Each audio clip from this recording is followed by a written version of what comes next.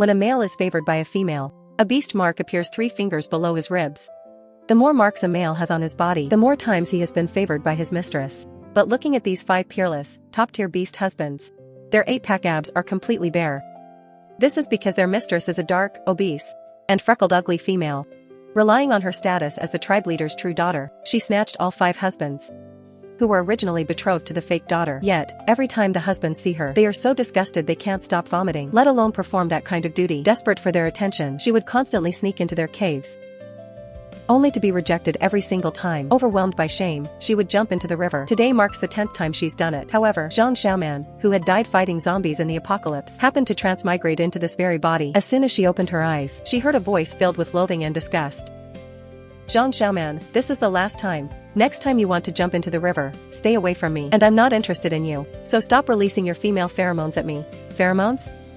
What on earth is that? Still, the man in front of her was exceptionally handsome, broad shoulders, a narrow waist, and bulging bronze chest muscles. At this moment, his brow was furrowed with suppressed rage. Even if you were drowning, I wouldn't give you mouth-to-mouth resuscitation. Resuscitation?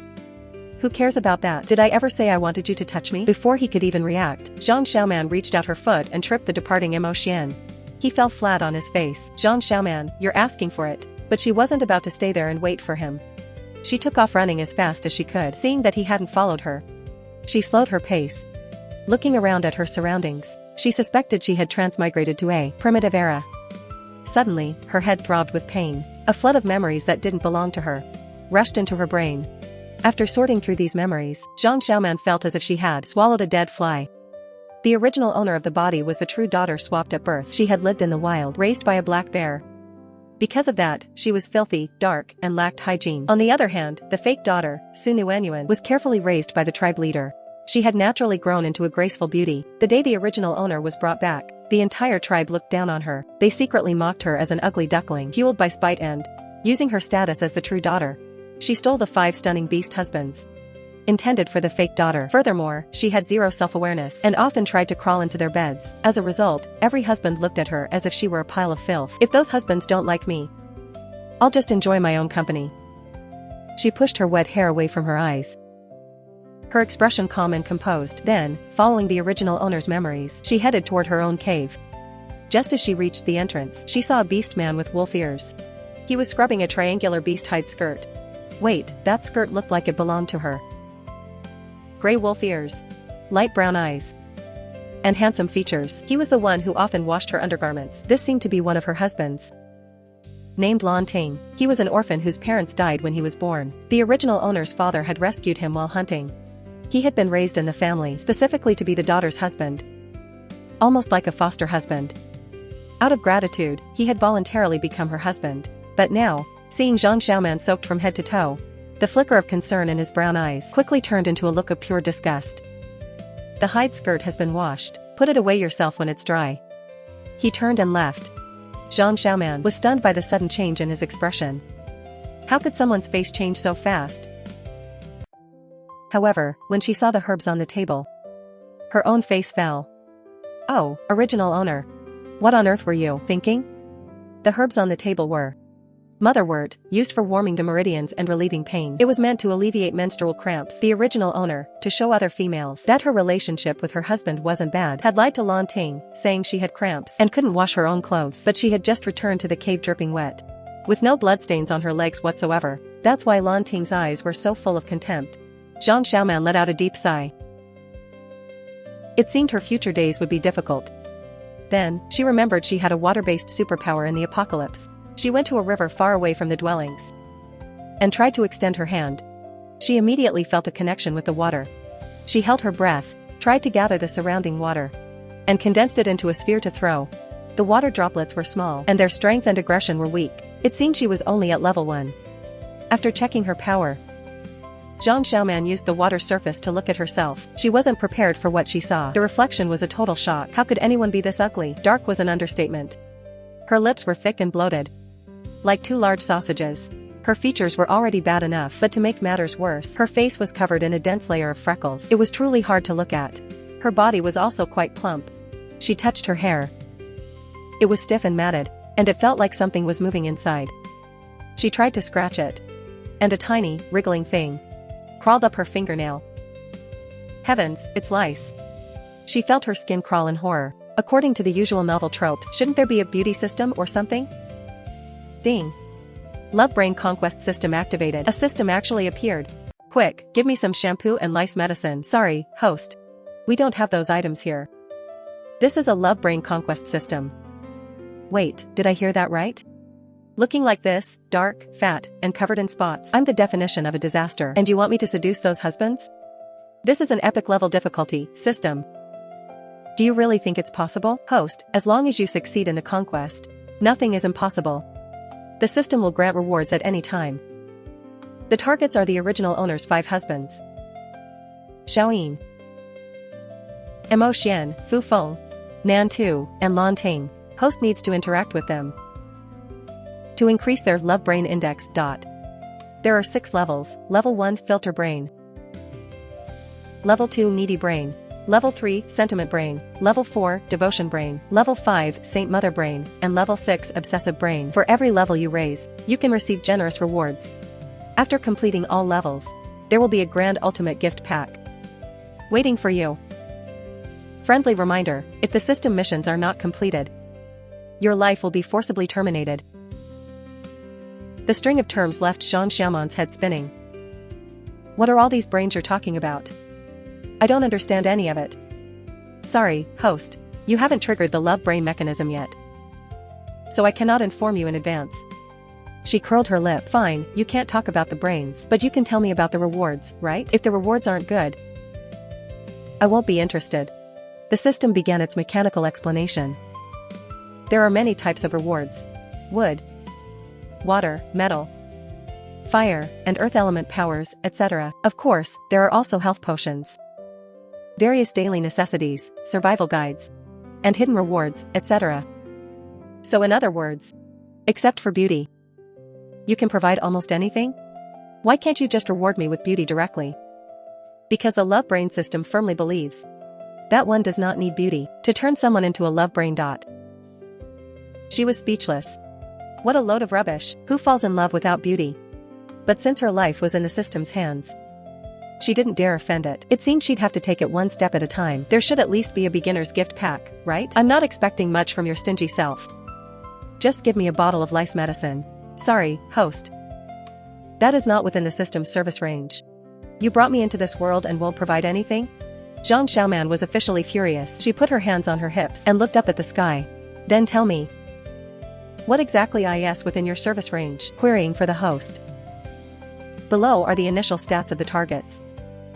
As soon as the mechanical voice stopped, a blue screen flashed in the sky. Of the 5 husbands, besides Lan Ting, not only were their affection values 0, but their love brain levels were all at negative values. Looking at the string of negative levels, she was stunned into silence. She almost burst out laughing from the absurdity. I knew those guys weren't capable of love. But what she didn't expect was that there was a 0.0001 value mixed in there. Lan Ting. Good. At least there's a sliver of hope, even if it's basically nothing. Since she couldn't rely on the system for lice medicine, she had to find her own way to get rid of them. The most direct method would be to shave all her hair off. But considering she was already hideous, being bald would be an even worse nightmare. Zhang Xiaoman couldn't accept that. What she needed was a fine-toothed comb to brush out the lice and their eggs. Then she'd find herbs to boil for a hair wash. Behind her was a dense forest. Zhang Xiaoman marched right in. The best wood for a comb is boxwood. She searched around the trees and soon found some. Nearby, Xiaoyi had found a spot to sunbathe and regain his strength. He was sleeping soundly when a rustling sound disturbed his slumber. When he opened his eyes, he saw Zhang Xiaoman's chest swaying as she moved. He immediately frowned, his face full of disgust. She must have known he was about to shed his skin and was in a weakened state, so she was here to seduce him on purpose. She really was getting more and more shameless. Zhang Xiaoman didn't even notice there was someone above her. She stood on her tiptoes, found she still couldn't reach the boxwood branch, and had no choice but to climb the tree. As she climbed, the fat on her body jiggled even more noticeably. In Xiaoye's eyes, she was literally a rolling ball of meat. Especially since that skin wasn't fair at all. It looked like a wriggling dark mass, making him scowl in repulsion. As Zhang Xiaoman got closer to him, he shouted with disdain, "Get lost." His voice was ice cold, stabbing like a frozen blade. Hearing the voice, she finally realized someone was up there. Silver hair, purple eyes, What a waste of such a handsome face, given it was twisted in such an ugly expression of hate. What did I even do to him? He looks like I forced him to eat a dead fly. Why can't I be up here? Does this tree have your name on it? Or did you plant it? If you don't like it, you can be the one to get lost. Zhang Xiaoman's head was already itching like crazy. Seeing this man treat her so unfairly, her anger flared. After snapping back at him, she ignored him. She snapped the branch she wanted with her bare hands, and then jumped down. She didn't look at him again for the rest of the process. Xiao Yi, watching her decisive departure, felt a flicker of surprise in his eyes. She really wasn't here for him? Meanwhile, Zhang Xiaoman was snapping the branches into pieces. She took out a stone knife she'd found in the cave, whittled the wood, and carved out the shape of a comb. Then she carved out the teeth. After several hours of work, the comb was finally finished. With the comb ready, she found a spot by the river and sat down. Using the water as a mirror, she started combing for lice. As the fine-toothed comb entered her hair, it immediately got stuck. Her hair was a mass of knots on her head. She had to step into the water and submerge her head completely. Once wet, the hair was much easier to comb. With one stroke, the comb was covered in tiny, brown, crawling lice. The sight made her stomach turn. Her gorge rose, and she couldn't help but gag.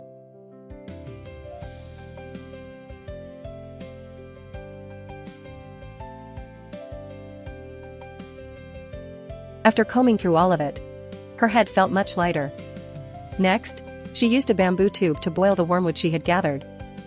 And once the water was warm, she washed her hair.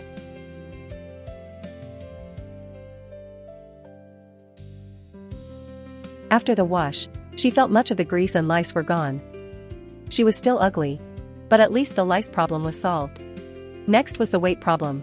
And the dark skin. The road to beauty was still long. She sighed and started walking, when a fair-skinned beauty blocked her path. "Xiaoman, I heard you jumped into the river. Are you alright?" Su Nuanyuan looked at her with a white lotus expression. Several other females were behind her. "Nuanyuan, don't mind her." Any normal female rejected by her own husbands would be too ashamed to show her face. She should have just died, yet she's still walking around. "Nuanyuan, you're just too kind." One female said mockingly, "Don't say that." Xiaoman couldn't help it. And as her sister, of course I have to care about her.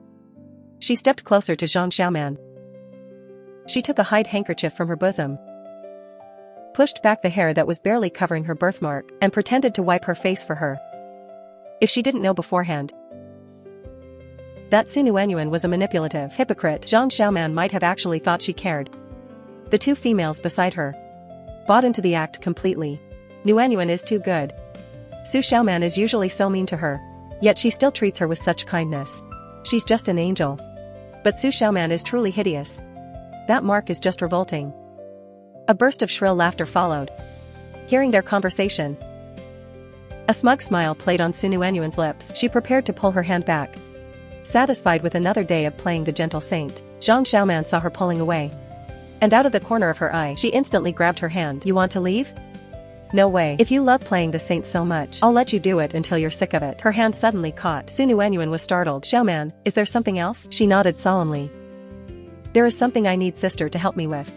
My head is full of lice, and I can't catch them all. I'll have to trouble sister to help me pick them out." Su Nuanyuan was horrified. She tried to yank her hand back, but Zhang Xiaoman didn't let go.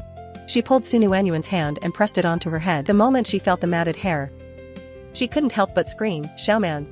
The lice, there are too many to pick. I'll just go find you some medicine instead." Actually, Zhang Xiaoman's hair was already quite clean, but Su Nuanyuan was so guilt-ridden and terrified to touch it that she imagined things crawling under her fingers. "If sister won't help, then maybe you two can help me?" That. Luo, we just remembered we have chores to do." Watching Su Nuanyuan and her lackeys flee in panic, Zhang Xiaoman burst into laughter. "Think you're the only one who can play the white lotus? Please." But before her laughter even stopped, a pale, cold thing fell from the sky and landed right in her hand. Fu Feng had returned from hunting. He had stood nearby watching the drama for a while. He raised an eyebrow with a smirk. This Su Xiaoman finally wasn't acting so stupid. Su Nuanyuan usually acted kind and generous, and she used to fall for it and suffer every time. Zhang Xiaoman looked up. A man with a tall, upright stature, wearing a feather cloak, approached her. His expression was indifferent. He pointed at the thing in her hand. "This is for you today." The man was very handsome. He wore feathers in his hair, and his phoenix eyes were full of an enchanting charm, making him look like a flirtatious soul. She remembered he was one of the 5 husbands. One of them, named Fu Feng. His beast form was a long K bird, a 5th-rank beastman. Seeing Zhang Xiaoman holding the fish, with a look of confusion, Fu Feng scoffed. What, you can't even eat fish now? How am I supposed to eat raw fish? Zhang Xiaoman looked at the skinned fish in her hand. Completely dazed. Eat it if you want. Otherwise, forget it. Thinking she was dissatisfied with the food he'd found, Fu Feng spoke harshly. Zhang Xiaoman shook her head. She wasn't a primitive person. She naturally couldn't just swallow a raw fish like that. She gathered some branches and started a fire. She skewered the fish on a stick. Fu Feng had intended to leave after the delivery. But seeing her actions, he stayed behind as if possessed. While the fish was roasting, Zhang Xiaoman took a trip into the woods, picked some wild fruits, washed the bamboo tube she'd made, and made a cup of fruit juice. Seeing Fu Feng watching her curiously, she glanced at him. Do you want some? Fu Feng's eyes swept over the tube she had used. He shook his head and fled as if escaping something. What is wrong with him? If you don't want it, just say so. Is there any need to avoid me like I'm a plague? After eating the fish, Zhang Xiaoman returned to the cave. She saw the beast hide skirt drying at the entrance. That was what Lan Ting had put out before he left. She stood on her toes to take it down. She could still smell a faint, clean scent of soapberries on the garment. It was clear that it had been washed very carefully. It even had a fragrance. It was a pity such a good person had been driven away by the original owner's antics. Zhang Xiaoman shook her head, took the hide skirt, and went into the cave. She began to think seriously about her future. She was faced with two difficult tasks at the moment. First, to become beautiful. Second, to conquer the husband's for that stingy love brain system. Regarding the former, she looked down at her obese body and her shiny dark skin. She felt she could only take it one step at a time. The latter seemed even harder. The original owner had 5 husbands. She had only seen 4 so far, and every single one of them looked at her as if she were a piece of trash. The last one was said to be traveling far away. She didn't need to worry about him for now. Counting the 4 of them carefully, only Lan Ting is relatively easy to approach among the husbands. Then I'll start my conquest with him. The target is chosen, but how to conquer him is another headache. The most basic and simplest seduction won't work on him. I can't rely on my looks, and I'm not sure if inner beauty will count for anything. It seems I must find a way to apologize tomorrow and get Lan Ting to forgive me. Having made up her mind, she pulled up the quilt and slept on a bed made of beast hides. After a good night's sleep,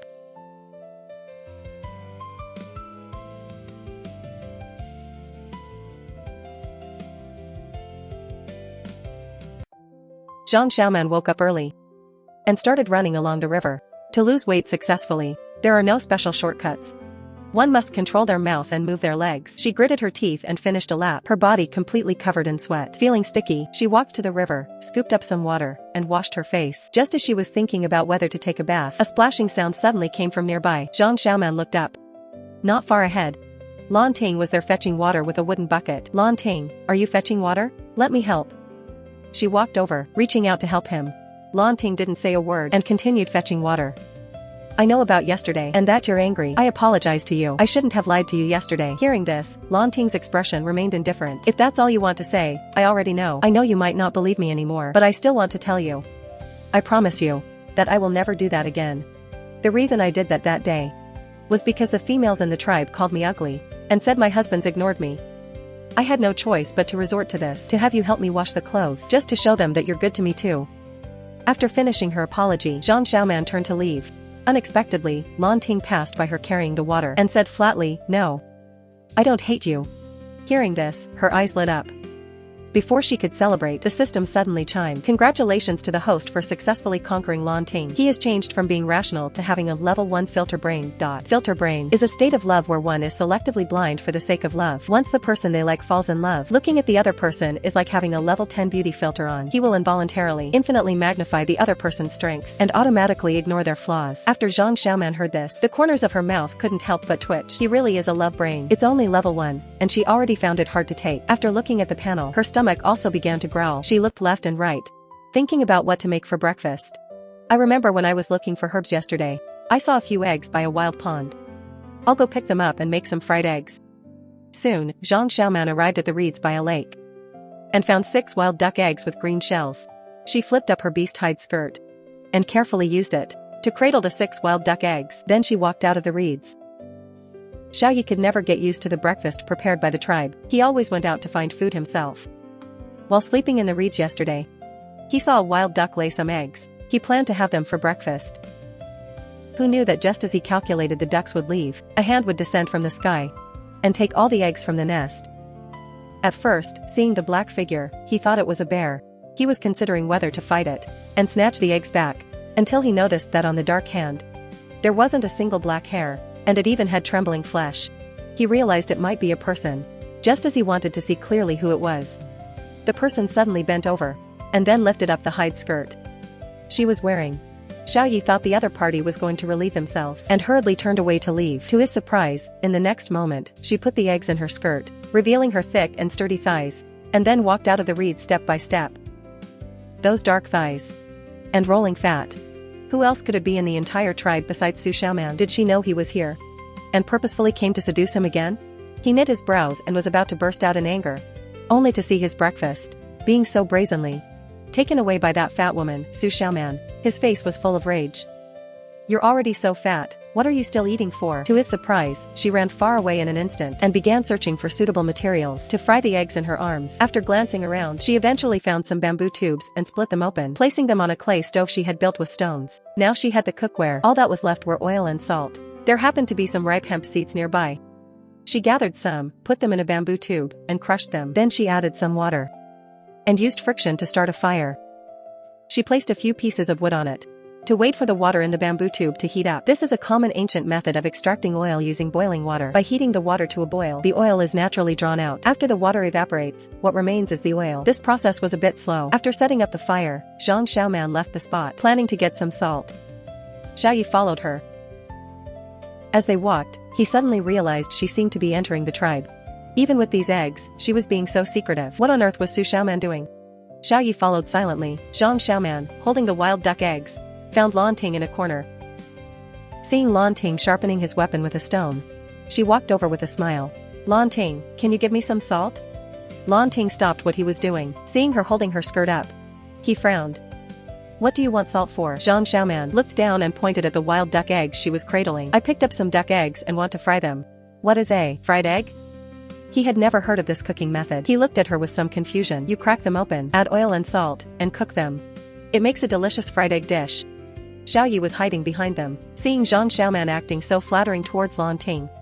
A hint of disdain flashed in his green eyes. A mocking smirk appeared on the corners of his mouth. "So she got some eggs just to curry favor with Lan Ting." But when he heard the next sentence, his face instantly fell. "Once they're ready, I'll give some to you." Those were clearly his eggs. Why should Lan Ting get to eat them?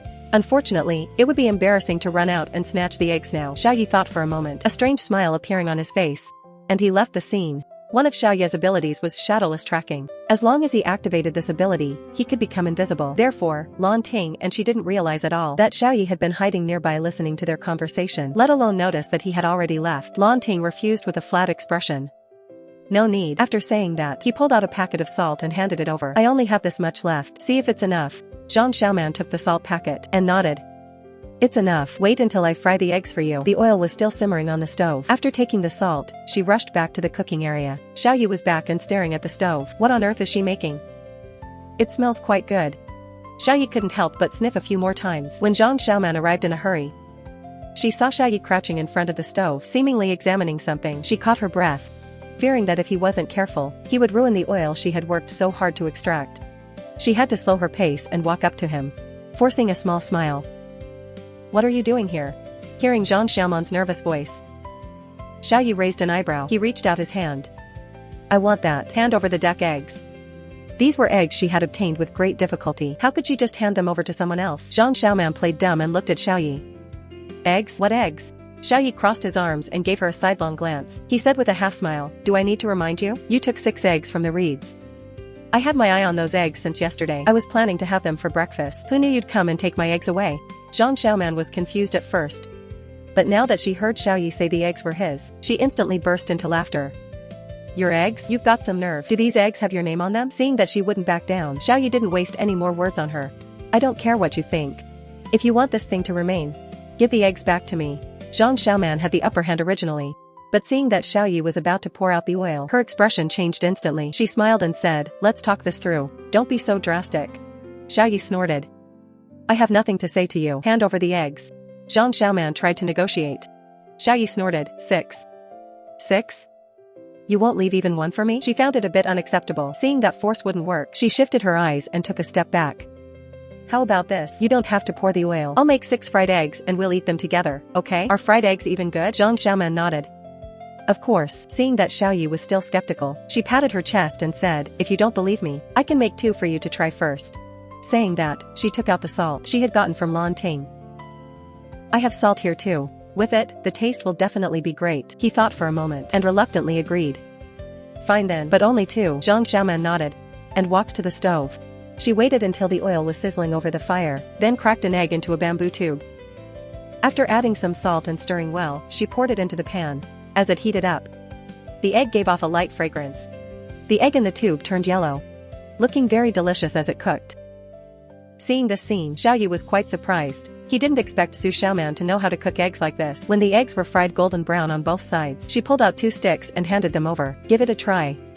Xiaoyi didn't hesitate too much. He picked up the egg, blew on it, and put it in his mouth. When the egg fragrance spread through his mouth, his eyes lit up. He couldn't help but take a second bite. Seeing that he was too busy to pay attention to her, Zhang Xiaoman nimbly cracked the remaining eggs. She put them into the bamboo tube, added salt, stirred well, and poured them all into the oil. By the time Xiaoyi reacted, she had already finished frying all the remaining eggs. He reached out with his wooden stick. "I want more eggs." But they were quickly scooped up by Zhang Xiaoman. She covered them with a bamboo tube. "The 2 eggs are finished. These are all mine." After saying that, she stuffed an egg into her mouth. Xiaoyi froze on the spot. Zhang Xiaoman was very fast. 1 egg per bite. The eggs in the bamboo tube vanished before Xiaoyi's eyes in an instant. Her broad lips were stained with oil. Looking quite unsightly, Xiaoyi looked on in shock. Su Xiaoman is becoming more and more disgusting. Watching her eat an egg makes one want to vomit. After finishing, Zhang Xiaoman raised an eyebrow. "Want more?" "I'm sorry, I've eaten them all."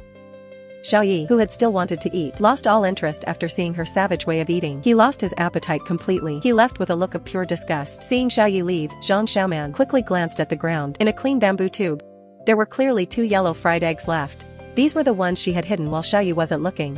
The ones she promised to bring for Lan Ting. Meanwhile, Lan Ting was still there carving a weapon with a stone knife. Seeing his serious look, Zhang Xiaoman curled her lips into a smile, straightened her skirt, and walked over. "Lan Ting, these are the eggs I made. Thank you for the salt." Lan Ting didn't even look up. His expression was flat. "No need, eat them yourself." Zhang Xiaoman moved the bamboo tube closer to him, and didn't give up easily. "Try it, it smells really good." Seeing that Lan Ting still didn't move, Zhang Xiaoman used her chopsticks to pick up a piece and stuff it into his mouth. Lan Ting didn't seem to expect her to do this suddenly. Caught off guard, he took a sudden bite. The fragrance and oily taste of the egg instantly spread in his mouth. It was completely different from the eggs he usually ate. Seeing him stop, Zhang Xiaoman smiled and said, "Tastes good, right?" Lan Ting chewed a few times and swallowed. For once, he nodded. It tastes good." Seeing that Lan Ting responded, her eyes crinkled, and she laughed. Finally, she had moved a step closer to him. Seeing that Lan Ting only had 1 bite, Zhang Xiaoman brought the eggs over again. She looked at him expectantly. "There's more. Eat more if you like it." Lan Ting couldn't refuse, and ate a few more pieces. "If you like it, I'll make it for you again in the future, okay?" Lan Ting stopped and gave Zhang Xiaoman a look. His gaze was somewhat strange. After doing all this, Zhang Xiaoman waited for the system to chime, but after waiting for a long time, it didn't. Instead, an angry roar rang out. "Su Xiaoman, how dare you lie to me?" She looked up towards the source of the voice. Xiaoyi had come over at some unknown time. At the sound, Zhang Xiaoman's eyes flickered, and she quickly hid behind Lan Ting. It was only after Xiaoyi had walked away that he realized something was wrong. There were clearly 6 wild duck eggs. Why did they look so small? When Su Xiaoman was eating them, he had been focused on her lips at the time, and hadn't noticed the size of the eggs was wrong. To verify his theory, he specifically went back to where Lan Ting was. Seeing Zhang Xiaoman feeding Lan Ting, he was completely certain Zhang Xiaoman had lied to him right under his nose. Lan Ting frowned when he heard that Zhang Xiaoman had lied to someone again. Seeing her hiding behind Lan Ting, Xiaoyi reached out to grab her. While dodging, Zhang Xiaoman shouted, "How did I lie to you? Didn't you say to fry 2 eggs? There were 6 in total. It's only fair the other 4 are mine. I said to fry 2 first. I didn't say I only wanted 2. Hearing the conversation between Zhang Xiaoman and Xiaoyi, Lan Ting roughly understood the situation. Seeing Xiaoyi about to grab Zhang Xiaoman, he stepped in to stop him. Seeing Lan Ting intervene, Xiaoyi's expression changed. "Lan Ting, you're protecting her again?" Lan Ting's expression didn't change much as he was questioned. He just said flatly, "She is our consort. You shouldn't hurt her." "I'm hurting her?" Xiaoyi let out a cold scoff, his tone laced with a hint of disdain. "Given her state, I'd find it troublesome to even lift a finger. Who would bully her?" "Then what are you doing now?" Lan Ting looked him up and down. Xiaoyi pulled his hand back. a smirk on his face. Who told her to lie to me? She said she didn't lie to you. She only fried 2 eggs, Lan Ting repeated. What Zhang Xiaoman had said. Xiao Yi saw that he was determined to protect Zhang Xiaoman to the end and was prepared for a fight. At that moment, a beastman came over. Lan Ting, the leader is calling for you. Lan Ting nodded. I'll be right there. Seeing Lan Ting was about to leave, Xiao Yi raised an eyebrow and smiled at Zhang Xiaoman. Seeing that the other party looked a bit terrifying, she grabbed Lan Ting's hand. I'll go with you. Otherwise, I'm afraid I'll be beaten to death after you leave. Then stay far away from him next time. Zhang Xiaoman was quite happy to hear him say that. Does that mean you believe me? She felt a warmth in her heart. The two left together, and Xiao Yi didn't follow. After walking a distance with Lan Ting, they went their separate ways. After Lan Ting left, she walked down another path, thinking as she walked, weight loss has to be done step by step. I can't get thin in a short time. Removing birthmarks and whitening should be put on the agenda too. If only there was one laser treatment, and the birthmark would be gone immediately. Zhang Xiaoman thought of the face masks she used in the apocalypse. There are none in this primitive society, so she has to make them herself. Arbutin and vitamin C are out of the question. But pearl powder could work. Thinking of this, she ran to the river and activated her ability. White water droplets emerged from her palm. With a twist and a squeeze, the water droplets from her palm fell into the river. Then she quickly searched the river. After detecting the river clams, she flicked the white water droplets from her palm towards the ground. Instantly, a pile of river clams was tossed onto the shore. Zhang Xiaoman used a stone knife to pry them open, and silver white pearls appeared before her eyes. After washing them, she brought the pearls back to the cave. She found a stone mortar she usually used for crushing vegetable leaves. After grinding the pearls into fine powder, she added an appropriate amount of water and mixed it evenly. Then she applied it to her face and body. When Fu Feng brought meat to her, he saw a pale face lying in front of the cave entrance. She looked like she had been evenly coated with white ash, like a corpse. It was quite startling at a glance. But the person applying it was very happy. As she applied it, she hummed a song he had never heard before. I love taking a bath. My skin is so good. I love taking a bath. My skin is so white. Ever since Su Xiaoman threw herself into the river and came back, her brain seemed to have become sharper, and she also began to act very strange. This was childish yet interesting. Unknowingly, Fu Feng stood there without leaving. He stepped forward, wanting to feel what this white powder was. Zhang Xiaoman's body suddenly moved. Covered in powder, she glinted under the sunlight, which was a bit eerie. This idiot. Could she think she's too dark? And is applying white powder to make herself look whiter? Even if she paints herself white, she'll still be a white pig, Fu Feng thought disdainfully. Zhang Xiaoman was waiting for the mask to be absorbed with her eyes closed. In her daze, she saw a shadow flash before her and immediately opened her eyes in fright. She saw Fu Feng staring at her strangely, a hint of disdain in his eyes. He seemed to be holding something in his hand. She was startled immediately. Fu Feng, is something the matter? Fu Feng threw the meat in front of her. He let out a cold snort. Even if you paint your body white, you won't look any better. Stop wasting your energy. Unless you want the tribe to laugh at us. Zhang Xiaoman was speechless. How does her applying a mask at home affect him? You'd better stay in the cave by yourself. Dye won't make you white. It will only bring you humiliation. Suddenly, she was furious. These are genuine pearls, okay? He must be blind. However, before she could even defend herself, Fu Feng left with a grim expression. Zhang Xiaoman looked at this baffling man and shook her head. Being blind is one thing, but his heart is blind too. At that moment, Zhang Xiaoman rubbed her face, feeling that the mask had dried. She washed off the pearl powder applied to her face, looking at her reflection in the pool inside the cave. Although it was blurry, the ugliness was still very obvious, especially that mark. It looked even worse as it rippled with the water. If only I could get rid of this eyesore. She suddenly remembered the dye Fu Feng mentioned. System, I have something to ask you. Is there a dye that can turn a person black? Yes, there are tribes in the Black Phoenix Kingdom that use it to blacken themselves, making them look more majestic. Then where can I find it? Why are you asking this? Zhang Xiaoman paused. Other people's systems are like warm little coats, so why is mine so suspicious? Her eyes darted around. Don't you think my nails lack some color? My whole hand is black. Wouldn't it look better if my nails were black too? The system's lips twitched, but it finally reluctantly accepted this explanation. After that, she left the cave in an instant to look for that black phoenix fruit. Of course, she wasn't really looking for black phoenix fruit to dye her nails. She wanted to test if the color on this face was actually dyed on. She remembered the original host was raised by a black bear as a child. It wasn't impossible for someone to be that bold. The system's directions were very clear. Soon, Zhang Xiaoman found the black phoenix fruit beneath some golden chicken grass. The fruits were dark purple, almost black. However, she was in no hurry to pick them. Instead, she took a few leaves from its tree. Everything in nature has a counterpart. These leaves might just be the antidote for this dye. After Zhang Xiaoman crushed a black phoenix fruit, Her fingers indeed became even blacker, after dyeing her only remaining pinkish white nails black. She crushed the leaves she had just picked in her hand. After rubbing them on, her nails really became clean in no time. Seeing this scene, her confidence soared. She picked a large number of black phoenix leaves, crushed them, and applied the paste to her face. After waiting for a while and washing it off, she found that her face did seem a little bit whiter. To verify this theory, Zhang Xiaoman crushed all the remaining leaves and applied them to her face. Just as she lay down on the bed, the system sounded. After reading the information on the panel, Zhang Xiaoman was ecstatic. After Lan Ting ate her eggs, his favorability toward her had indeed increased again. What she didn't expect was that Xiaoye's favorability had also risen a bit. Zhang Xiaoman was a bit uncertain and asked the system, "Are you sure there's no problem with Xiaoye's data?" Confirmed. All system data is normal. Xiaoye's data is verified and correct. Could it be because she made him duck eggs during the day? That was the only thing she could think of. If it was because of that, then next time she could use that approach to win over Xiaoye. It seemed she could find an opportunity to test it out next time.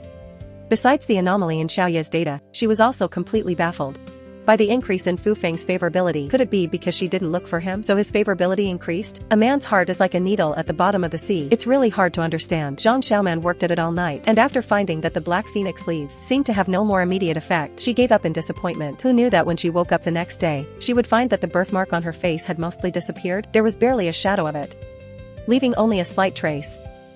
It really was printed on with dye. The original host didn't have a birthmark at all. Even the skin tone on her neck and hands was much lighter. If that's the case, it's very likely she is naturally fair-skinned. Thinking of this, she was quite happy and applied the medicine she got yesterday once more. However, right at that moment, an extremely loud whistle and shouting suddenly came from outside. "A flood is coming.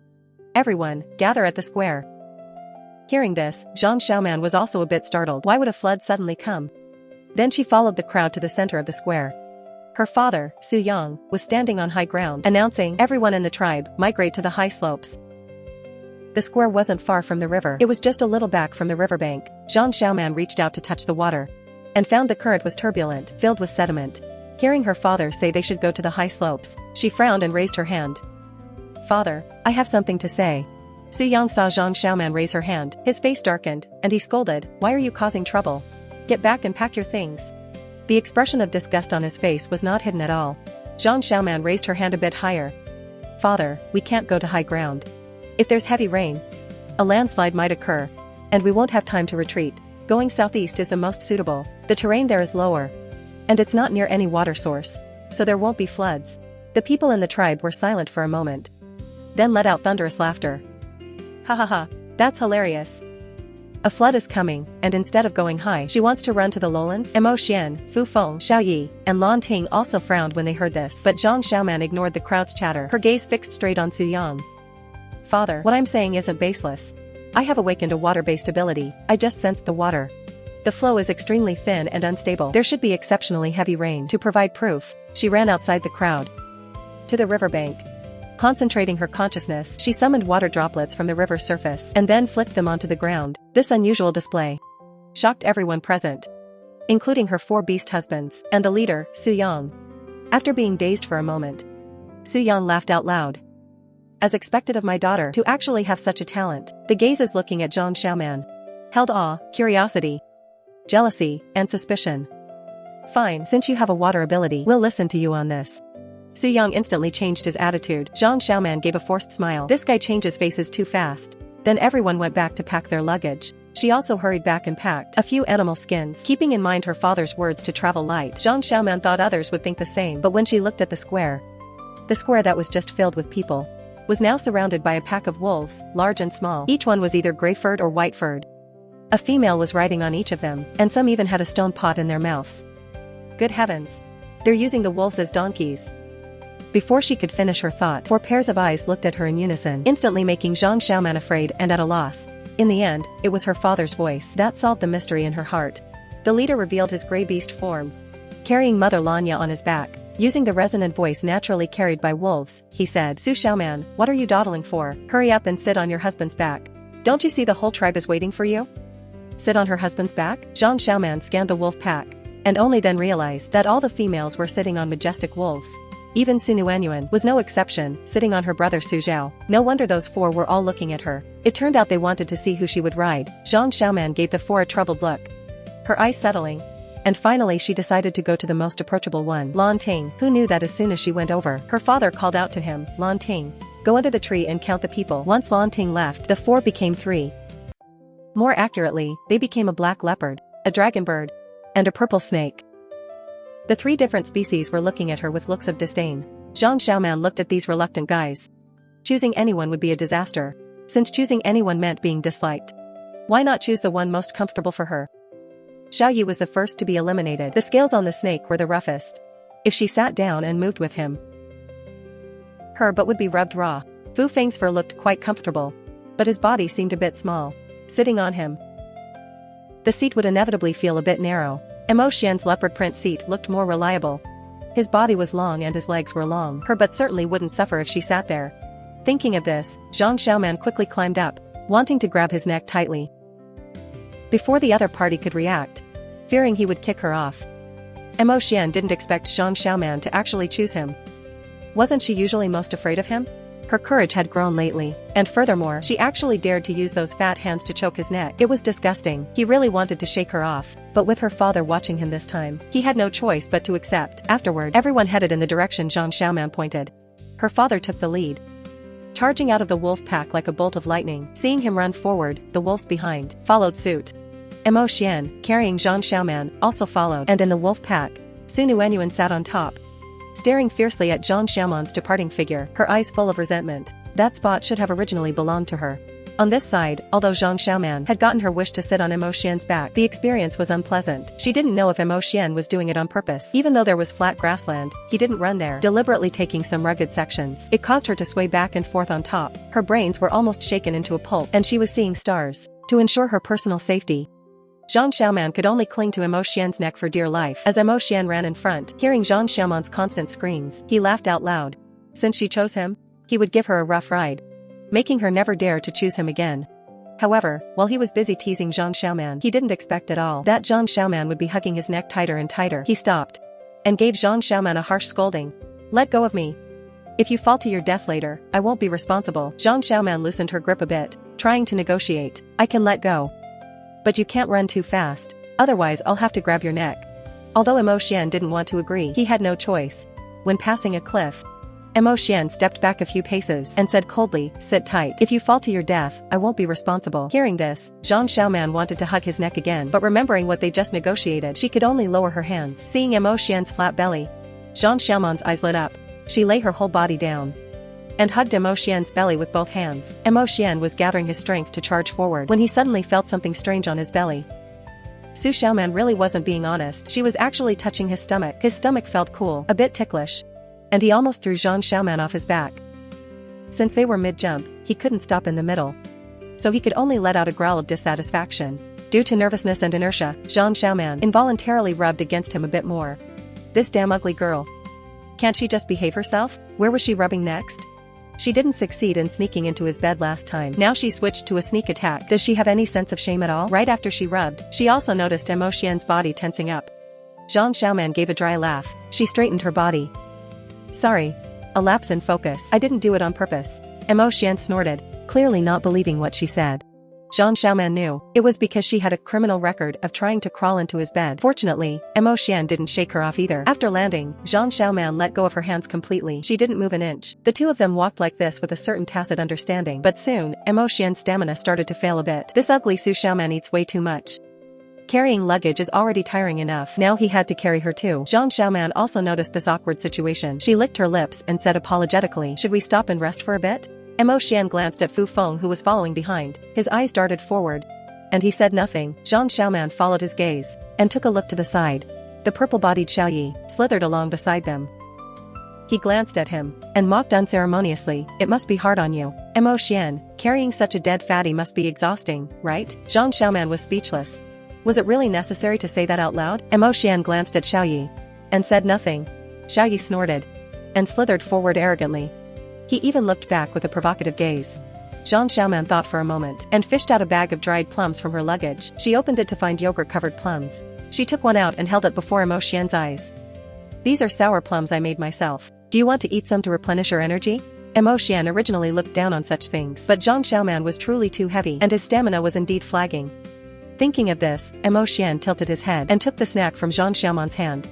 As the yellow plum entered his mouth, it was neither dry nor too tart. It was even slightly sweet when chewed. He seemed to have never eaten such a delicious plum before. After finishing one, he still wanted more. Zhang Xiaoman thought Mo Xian wouldn't pay her any attention, but she didn't expect Mo Xian to actually eat it. A trace of a smile appeared on her lips. Seeing this, Zhang Xiaoman immediately fed him a few more. Mo Xian indeed didn't refuse, and took a few more into his mouth. From having nothing to say to each other, it changed to Zhang Xiaoman feeding Mo Xian every now and then. She even managed to sneak a touch of his smooth and glossy fur when he wasn't looking. And let me tell you, although a leopard's fur isn't as long as a wolf's or a lion's, it still felt soft to the touch. Not prickly at all. The person and the leopard traveled harmoniously like this the whole way. Sun Yuanyuan had intended to make a joke out of Zhang Xiaoman, but who knew Zhang Xiaoman would be sitting up there so well? How could this happen? Mo Xian actually let Zhang Xiaoman, that ugly girl, sit on his back. Zhang Xiaoman naturally didn't notice any of this. The sour plums in her arms were almost all eaten. Fortunately, they had already reached their destination. After traveling all the way, the wolfmen of the tribe were already thirsty and hungry. The leader found a place for everyone to rest. Mother Lanya gathered all the females to pick fruit. Zhang Xiaoman, naturally, could be no exception, but these beast men had traveled such a long way. Eating just some wild fruit wouldn't fill their stomachs at all. After being tired for so long, eating something oily would make their stomachs feel better. Zhang Xiaoman looked around, hoping to find some wild game, but she was spotted by Sun Yuanyuan's two followers who were keeping a close eye on her. Su Xiaoman, are you being lazy again? Don't you see the beast men are all tired? The mother was in front directing people to pick fruit from the trees. Hearing those two's words, she immediately turned back and scolded, Zhang Xiaoman, be more diligent. If I find you being lazy today, I won't give you any food at noon. Listening to Zhang Xiaoman being scolded, Sun Yuanyuan felt a surge of secret satisfaction, but she still had to act kind and generous on the surface. Mother, don't say that about Xiaoman, she's just a bit playful. Zhang Xiaoman curled her lip. This white lotus is really something. She convicted her with just a few words.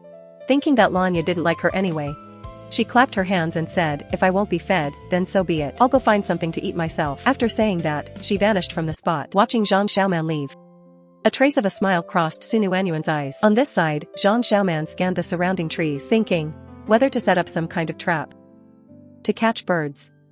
Suddenly, she saw something with a long tail and rainbow feathers flash past her eyes. She chuckled. This wild chicken came at just the right time. There was black soil nearby. Zhang Xiaoman used a stone to dig, and after catching a few earthworms, she made a simple bird trap. Then she found a place to hide. Xiaoyu wasn't used to eating wild fruit. He was wandering around, seeing if he could find some wild eggs to eat. Who knew that after walking only a short distance, he would see Zhang Xiaoman hiding nearby suspiciously, her eyes seemingly fixed on something. His first reaction was, could this ugly girl have discovered some wild eggs again? The eggs last time had been snatched by her.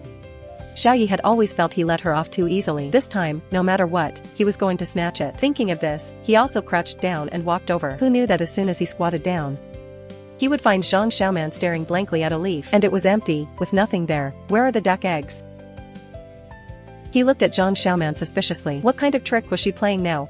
Suddenly, a chicken unexpectedly ran out, and then it plunged right onto that leaf. Then it started scrambling around. Xiaoyu raised an eyebrow. This ugly wife was actually here catching a chicken. Xiaoyu gave a light snort. The duck eggs last time were snatched by her first. This time, if he caught this chicken, it would serve as Zhang Xiaoman's previous compensation. With a quick flick of his snake tail, he instantly took that wild chicken into his possession. Zhang Xiaoman watched helplessly as the wild chicken disappeared before her eyes. Looking up, what she saw was a pair of purple eyes staring back coldly. She was a bit afraid at first, but after recognizing him, she started swearing, Xiaoyu, you stole my chicken. How could Xiaoyu let go? He curled around the chicken and was about to leave. Zhang Xiaoman immediately chased after him, but a human is simply not as fast as a snake. After only a few steps, she was panting heavily. Seeing that the chicken was about to be brutally sent into Xiaoyu's mouth, Zhang Xiaoman quickly shouted, stop. If this chicken is cooked, I'll give you a chicken leg. Hearing this, Xiaoyu didn't care at all. He picked up the chicken and was about to bite down. Zhang Xiaoman squeezed her eyes shut. Half and half, will that work? Fearing Xiaoyu wouldn't agree, she specifically added another sentence. It's such a waste to eat it directly like that. I have a more delicious way of making it. Hearing this, Xiaoyu stopped. What way? Zhang Xiaoman took the chicken, found a stone, and made a slice across its carotid artery. In an instant, the chicken died in her hands. As a snake-type beastman, things like biting off necks were something Xiaoyu did quite often. He watched with curiosity to see what she would do next. He had never felt it was cruel to him. This was just the law of the jungle where the strong prey on the weak. But seeing Zhang Xiaoman act so decisively, he inexplicably felt a bit of admiration. As he watched, his eyes began to grow a bit hazy. After Zhang Xiaoman removed the internal organs, she handed the chicken to Xiaoyi. Holding it, an incredible expression appeared on Xiaoyi's face. "Don't tell me your beggar's chicken is finished just like this." Zhang Xiaoman looked at him as if he were an idiot. "I told you to hold it for a moment, not to eat it. I need to find some seasonings. I've already processed the chicken. It'll get dirty if I put it on the ground. If ants get on it, we won't be able to eat it." Hearing this, Xiaoyi reached out and took it sheepishly. Pausing, he asked again, "Where are you going to find spices?" Zhang Xiaoman scanned the surroundings, saying, "I'll only know after I look." Xiaoyi felt that guarding the chicken by himself was quite boring, and it would be better to see what spices Zhang Xiaoman was looking for. So he spoke up, "I'll go with you." As soon as these words were out, Zhang Xiaoman gave Xiaoyi a strange look. Had she heard correctly? Xiaoyi actually wanted to accompany her? After Xiaoyi finished speaking, he also felt his words were a bit awkward and bizarre. As if he were inviting Zhang Xiaoman. Thinking deeper. Normal beastman couples in the tribe often did this kind of thing. On the pretext of accompanying a female to pick fruit, they would actually find a spot to have some fun. Xiaoyi saw Zhang Xiaoman's gaze and seemed to misunderstand his intention. Smiling unnaturally, he added, "If I don't follow you, who knows? If you'll pick some poisonous mushrooms or something? When you cook the chicken later, you might secretly add other things into it." As he spoke, he glanced up and down at Zhang Xiaoman, as if he had lingering trauma. After all, it's not like you hasn't done such a thing before. The thing Xiaoyi mentioned was nothing other than a kind of drug used in the tribe for aphrodisiac purposes, because the original owner suffered the tribe's ridicule. Before she climbed into Mo Xian's bed at midnight, she had tried to drug her fifth beast husband, Nan Tu. It was also for this reason that Nan Tu went on a long journey. After Zhang Xiaoman heard this plot point, she was speechless once again. How did the original owner do such absurd things? But even so, Zhang Xiaoman had to remind Xiaoyi, "You and I are eating the same chicken." To this, Xiaoyi said distrustfully, "How do I know if you'll only tamper with the parts one eat? It's better to watch with my own eyes." Zhang Xiaoman realized she simply couldn't convince Xiaoyi. So she simply stopped speaking. If he wanted to follow, let him follow. However, the most important thing right now was to find large leaves to wrap the chicken, and find spices for seasoning. She thought things like star anise and cinnamon would be impossible to find, but she found them just after descending a hillside. Next, Zhang Xiaoman searched for a long time and finally found wild green onions under some thorns. She pulled up a large handful without hesitation. Xiaoyi followed behind Zhang Xiaoman, completely unable to understand what she was doing. Later, even more ridiculously, she picked up a stone from the ground, knelt on the ground, and began digging in the dirt. Looking at this kneeling posture, Xiaoyi gave a light snort. She really is quite ugly, but her movements were actually quite interesting. Her buttocks are quite well-shaped.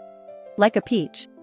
A bit sexy, even. Zhang Xiaoman was patiently digging up ginger when suddenly the system sounded. Ding, Xiaoyi's affection value has changed. Does the host wish to check? Zhang Xiaoman was stunned by the news. Hasn't this guy been looking down on her the whole way? How did his affection value increase? Zhang Xiaoman didn't even need to look back to know that Xiaoyi's face right now definitely wouldn't look good. She didn't stop asking the system internally. Did his affection value increase by 0.1? It increased by 5 points. The system's mechanical voice sounded. Zhang Xiaoman's hand digging the ginger nearly twisted. She hadn't done anything. How on earth did Xiaoyi's affection value grow? A thumping sound echoed, drawing Xiaoyi's attention. He tilted his head and looked over, saying harshly, "Don't think about spraining your ankle to make me carry you." Zhang Xiaoman was speechless. Forget it, she'd deal with this later.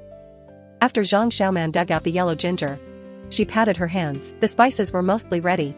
All that remained was to find a large leaf. After surveying the surroundings, she saw a massive banana tree in the distance, which could basically be described as towering into the clouds. Zhang Xiaoman put down the things she had collected. And then, after doing a warm-up exercise, she started to climb the tree. Xiaoyi followed beside her. At first, he didn't realize what was happening until Zhang Xiaoman actually climbed up. He cried out, "Oh no!" He had just found a clean spot to set down the chicken in his hand, when Zhang Xiaoman fell from above with a thud, slamming vertically onto Xiaoyi. Zhang Xiaoman's animal skin skirt got caught on the banana tree. Her entire backside was exposed. Coincidentally, Xiaoyi's hand was placed right on it. When Zhang Xiaoman fell from the tree, her head was spinning. Regaining her senses, she found she had landed on a firm and powerful chest. His muscles were truly well developed, bulging, tight, and elastic. Zhang Xiaoman couldn't help but swallow her saliva, but before she could even feast her eyes, she suddenly felt something grasping her buttocks. Following that, her bottom felt a bit cold, as if a breeze was blowing through, seemingly without anything blocking it. Zhang Xiaoman realized belatedly that the last bit of animal skin skirt wrapped around her waist was gone. Moreover, she had happened to fall right on top of Xiaoyi, and his hand seemed to still be resting on the two cheeks of her bottom. Zhang Xiaoman was both embarrassed and ashamed. Embarrassed that she was now naked below, and ashamed that her bottom was being touched by Xiaoyi. She was wondering whether to get up. If she got up, wouldn't she be completely exposed in front? And as soon as she stood up, Xiaoyi would see everything. But if she didn't stand up, there was nowhere for her bottom to settle. To be honest, at this moment, she was very afraid of doing something crude. What if she accidentally let out a fart? Zhang Xiaoman was in a dilemma. She didn't dare to make any sudden moves for a moment, only able to lie cautiously on Xiaoyi, breathing softly. As for that hand, if he wanted to keep it there, let him. It was better than startling Xiaoyi and having him tell her to stand up. Meanwhile, Xiaoyi, who was serving as a human mattress, also had an indescribable expression on his face. Before he could push the person away, he felt his hand touching a piece of flesh. That flesh was even larger than his palm. After squeezing it, he found it was also a bit smooth. 2 round halves, with a crack in the middle. If it wasn't Zhang Xiaoman's buttocks, what was it? The next moment, he almost roared out, "Zhang Xiaoman, you're actually not wearing your animal skin skirt." Zhang Xiaoman closed her eyes and pretended to be unconscious. There was nothing she could do. It wasn't that she didn't care about her shame, but given the situation, she really didn't know how to handle it. Perhaps Xiaoyi would throw her down in a fit of rage and leave by himself. That would at least get her through this awkward period. After making up her mind, Zhang Xiaoman kept up the act. The person in front of him wasn't moving. Xiaoyi thought she had fainted from the fall. After moving his hand away in disgust, he prepared to push Zhang Xiaoman aside. However, as soon as he moved, Zhang Xiaoman's hands started acting up. They actually slid downwards. Now Xiaoyi was completely awake to the situation. Zhang Xiaoman was faking the faint. He gritted his teeth and shouted, "Zhang Xiaoman, where exactly are your hands touching?" Hearing this, Zhang Xiaoman looked bewildered. She hadn't moved. The next moment, her face turned red. How had her hands moved down there? She really hadn't reached down intentionally. It was because when Xiaoyi pushed her, her hand had accidentally landed there. Faced with this awkward scene, Zhang Xiaoman could only open her eyes. Would you believe me if I said it wasn't on purpose? Xiaoyi's face was full of disgust. "Get off me." Zhang Xiaoman shook her head, saying with some embarrassment, "I can't get off right now." "Zhang Xiaoman, I'm not discussing this with you. I'm informing you. If you don't get off, I can't guarantee what I'll do."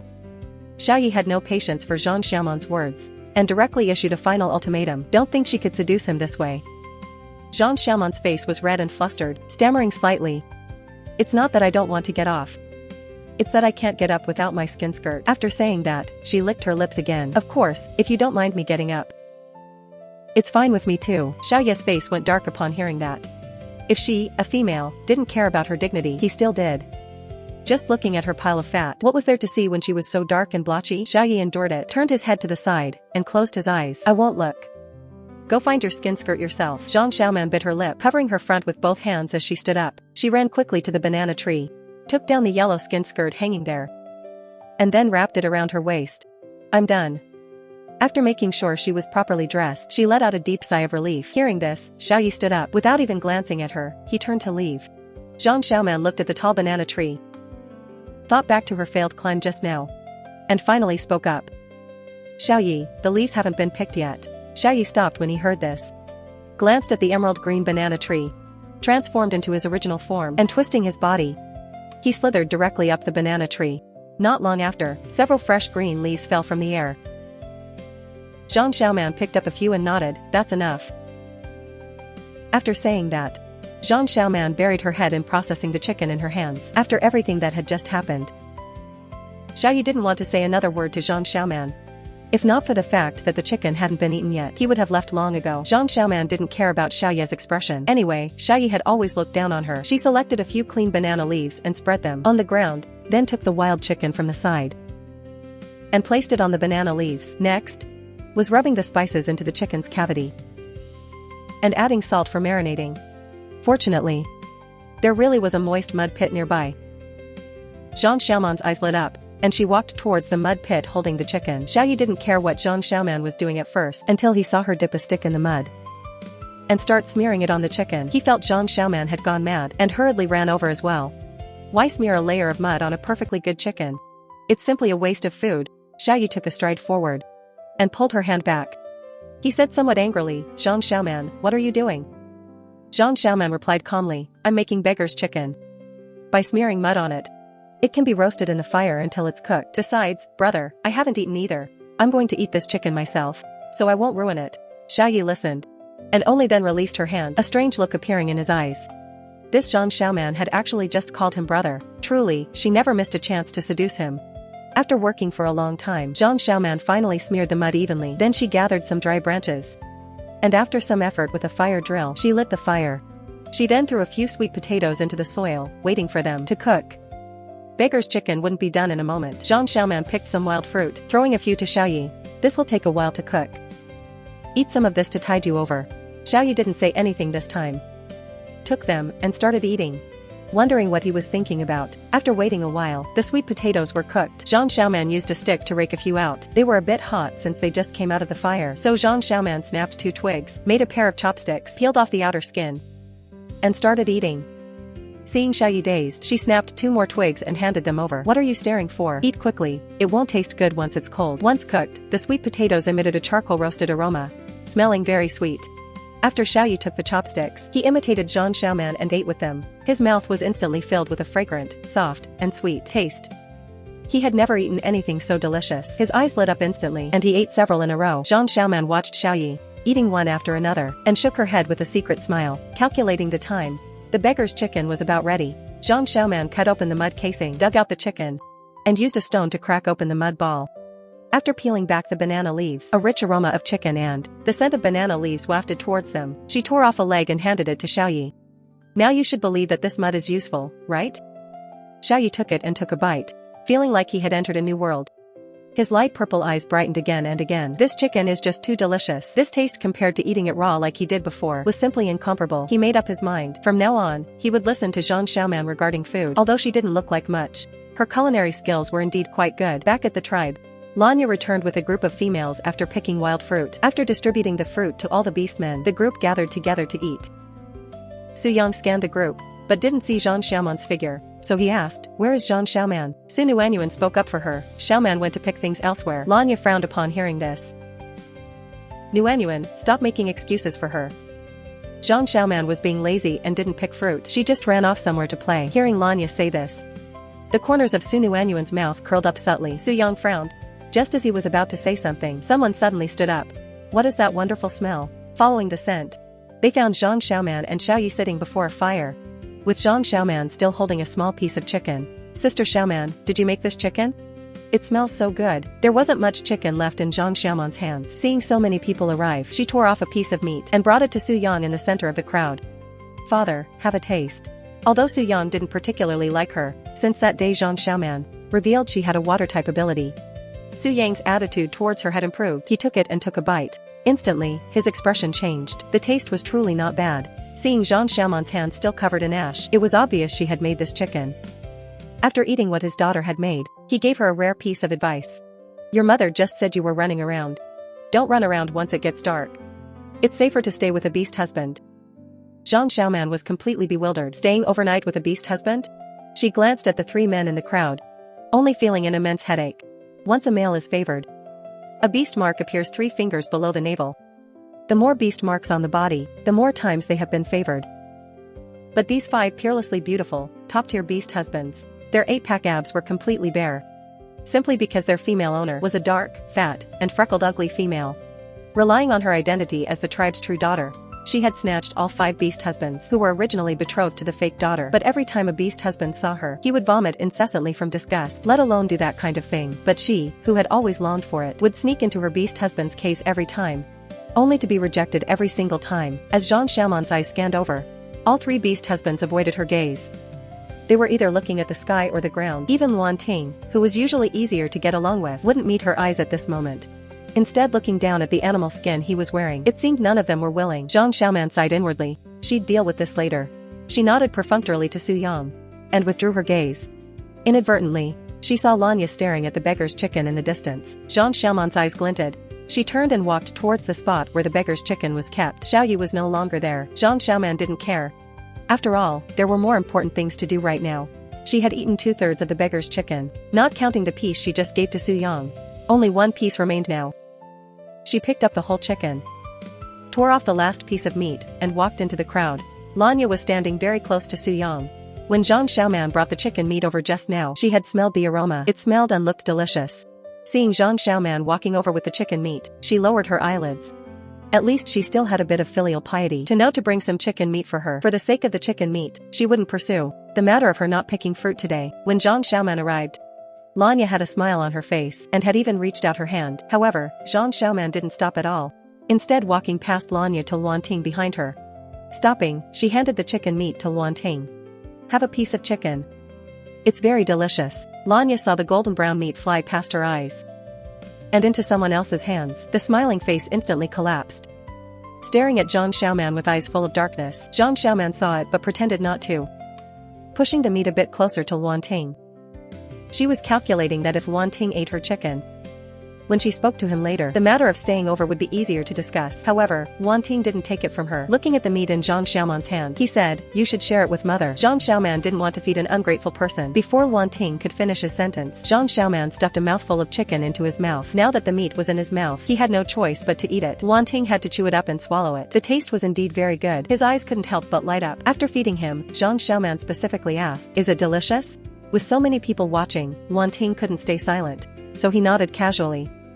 At this, Zhang Xiaoman smiled even more happily. Su Nuanyuan was standing to the side. She originally wanted to say something as well, but seeing that near the fire, there seemed to be other things to eat, she immediately shut her mouth. At a time like this, she couldn't offend Zhang Xiaoman, otherwise she wouldn't get to eat anything else later. The beggar's chicken was gone, but there were still many sweet potatoes buried in the fire. Those were originally what Zhang Xiaoman had kept for her dinner, but now that so many people were here, she felt embarrassed not to share even one. She picked up a wooden stick from the ground. She began digging into the ground. Before long, a pile of sweet potatoes was unearthed. A few nearby females saw Zhang Xiaoman pull out a cluster of objects that carried a pleasant aroma. Their eyes widened instantly. They couldn't help but ask, "Xiaoman, what are you roasting?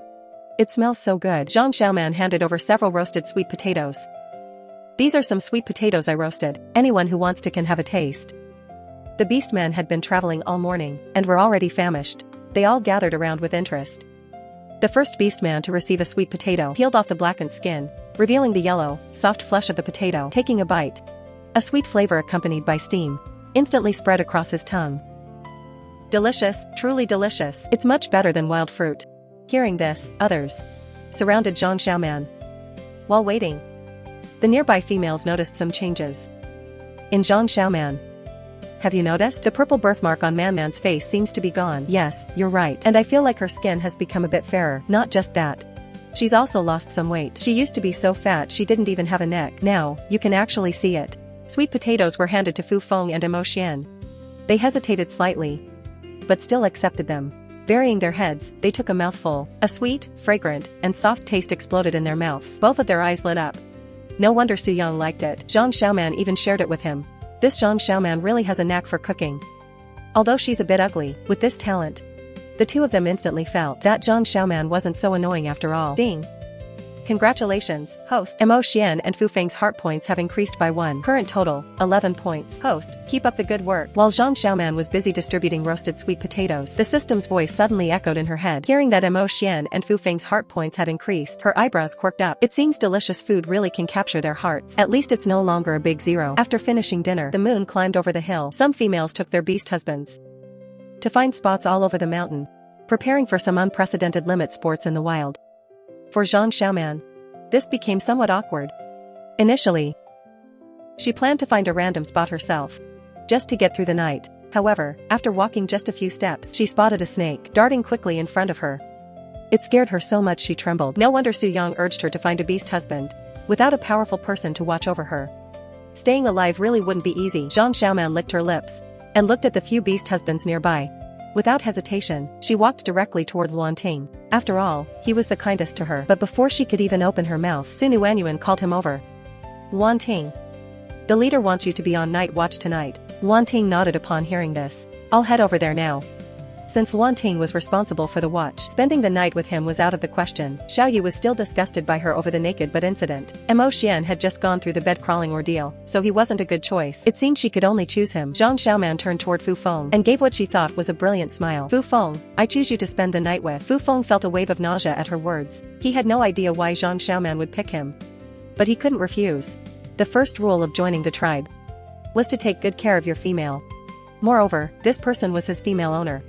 In truth, Zhang Xiaoman also felt very nervous. The fact she had never consummated her marriage with any of her 5 husbands was an open secret within the wolf pack. Seeing Zhang Xiaoman follow Fu Feng toward the distant woods, many people watched and gossiped with curiosity. Is Zhang Xiaoman going to consummate things with Fu Feng? Su Nuanyuan watched Zhang Xiaoman's departing figure, a cold sneer curling at the corner of her mouth. She had called Luan Ting away on purpose. Su Yang hadn't actually asked him to go on night watch. Fu Feng was not a considerate beastman. Zhang Xiaoman wouldn't have a good night. The beastman's gossip wasn't quiet. The voices carried on the evening breeze and soon reached Zhang Xiaoman's ears. Hearing them while clutching her animal skin blanket, she nearly tripped over her own feet. Consummating the marriage? This primitive society is really not pure at all. Moreover, looking at Fu Feng's dark, icy face, it was clear he was very reluctant. She decided to speak up first and clarify things with him. Fu Feng, don't worry. I won't do anything to you. I just need you to protect me from wild beasts. That's all. To her surprise, Fu Feng gave a cold snort. Do you think I'll fall for that twice? Zhang Xiaoman was left with a face full of question marks. Suddenly, the system reminded her the original owner had previously faked being ill to lure Fu Feng into bed, hoping to use the opportunity to consummate their marriage. Hearing this, Zhang Xiaoman rolled her eyes hard. The original host really used every trick in the book just to crawl into bed. She had completely blocked off all the good paths, leaving her with no way out at all. I mean it this time. I really won't do anything to you. Fu Feng remained unmoved by her words. If I really try to do anything to you tonight, let lightning strike me dead. As she spoke, a massive clap of thunder roared across the sky, completely drowning out her words. Zhang Xiaoman was instantly stunned into place. Even the heavens aren't helping her. Just how many bed-crawling incidents did the original host pull off? Is a bed really that enticing? Is it worth crawling into over and over again? She sighed repeatedly in her heart. Seeing that Fu Feng didn't believe her, Zhang Xiaoman stopped talking. After walking for a while, Fu Feng stopped. He gestured downward with his eyes. You'll sleep here tonight.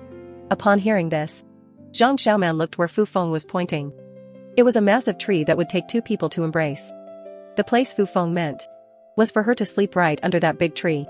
She was slightly taken aback when she saw the spot. There was absolutely nothing there. Just mugwort everywhere. Without even a bit of shelter. Isn't this quite good? The ground is flat and has no pebbles. She bit her lip and found another excuse. There are bugs in the grass. I won't be able to sleep. How about we look for another? He instantly snapped at her. Don't think I don't know what you're planning. I'm sleeping here tonight.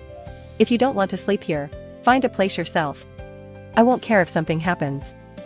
Zhang Xiaoman was speechless. She was truly being wrong. She really had no such thoughts. However, the other person didn't believe her at all. After finding a spot up in the tree, he closed his eyes to sleep.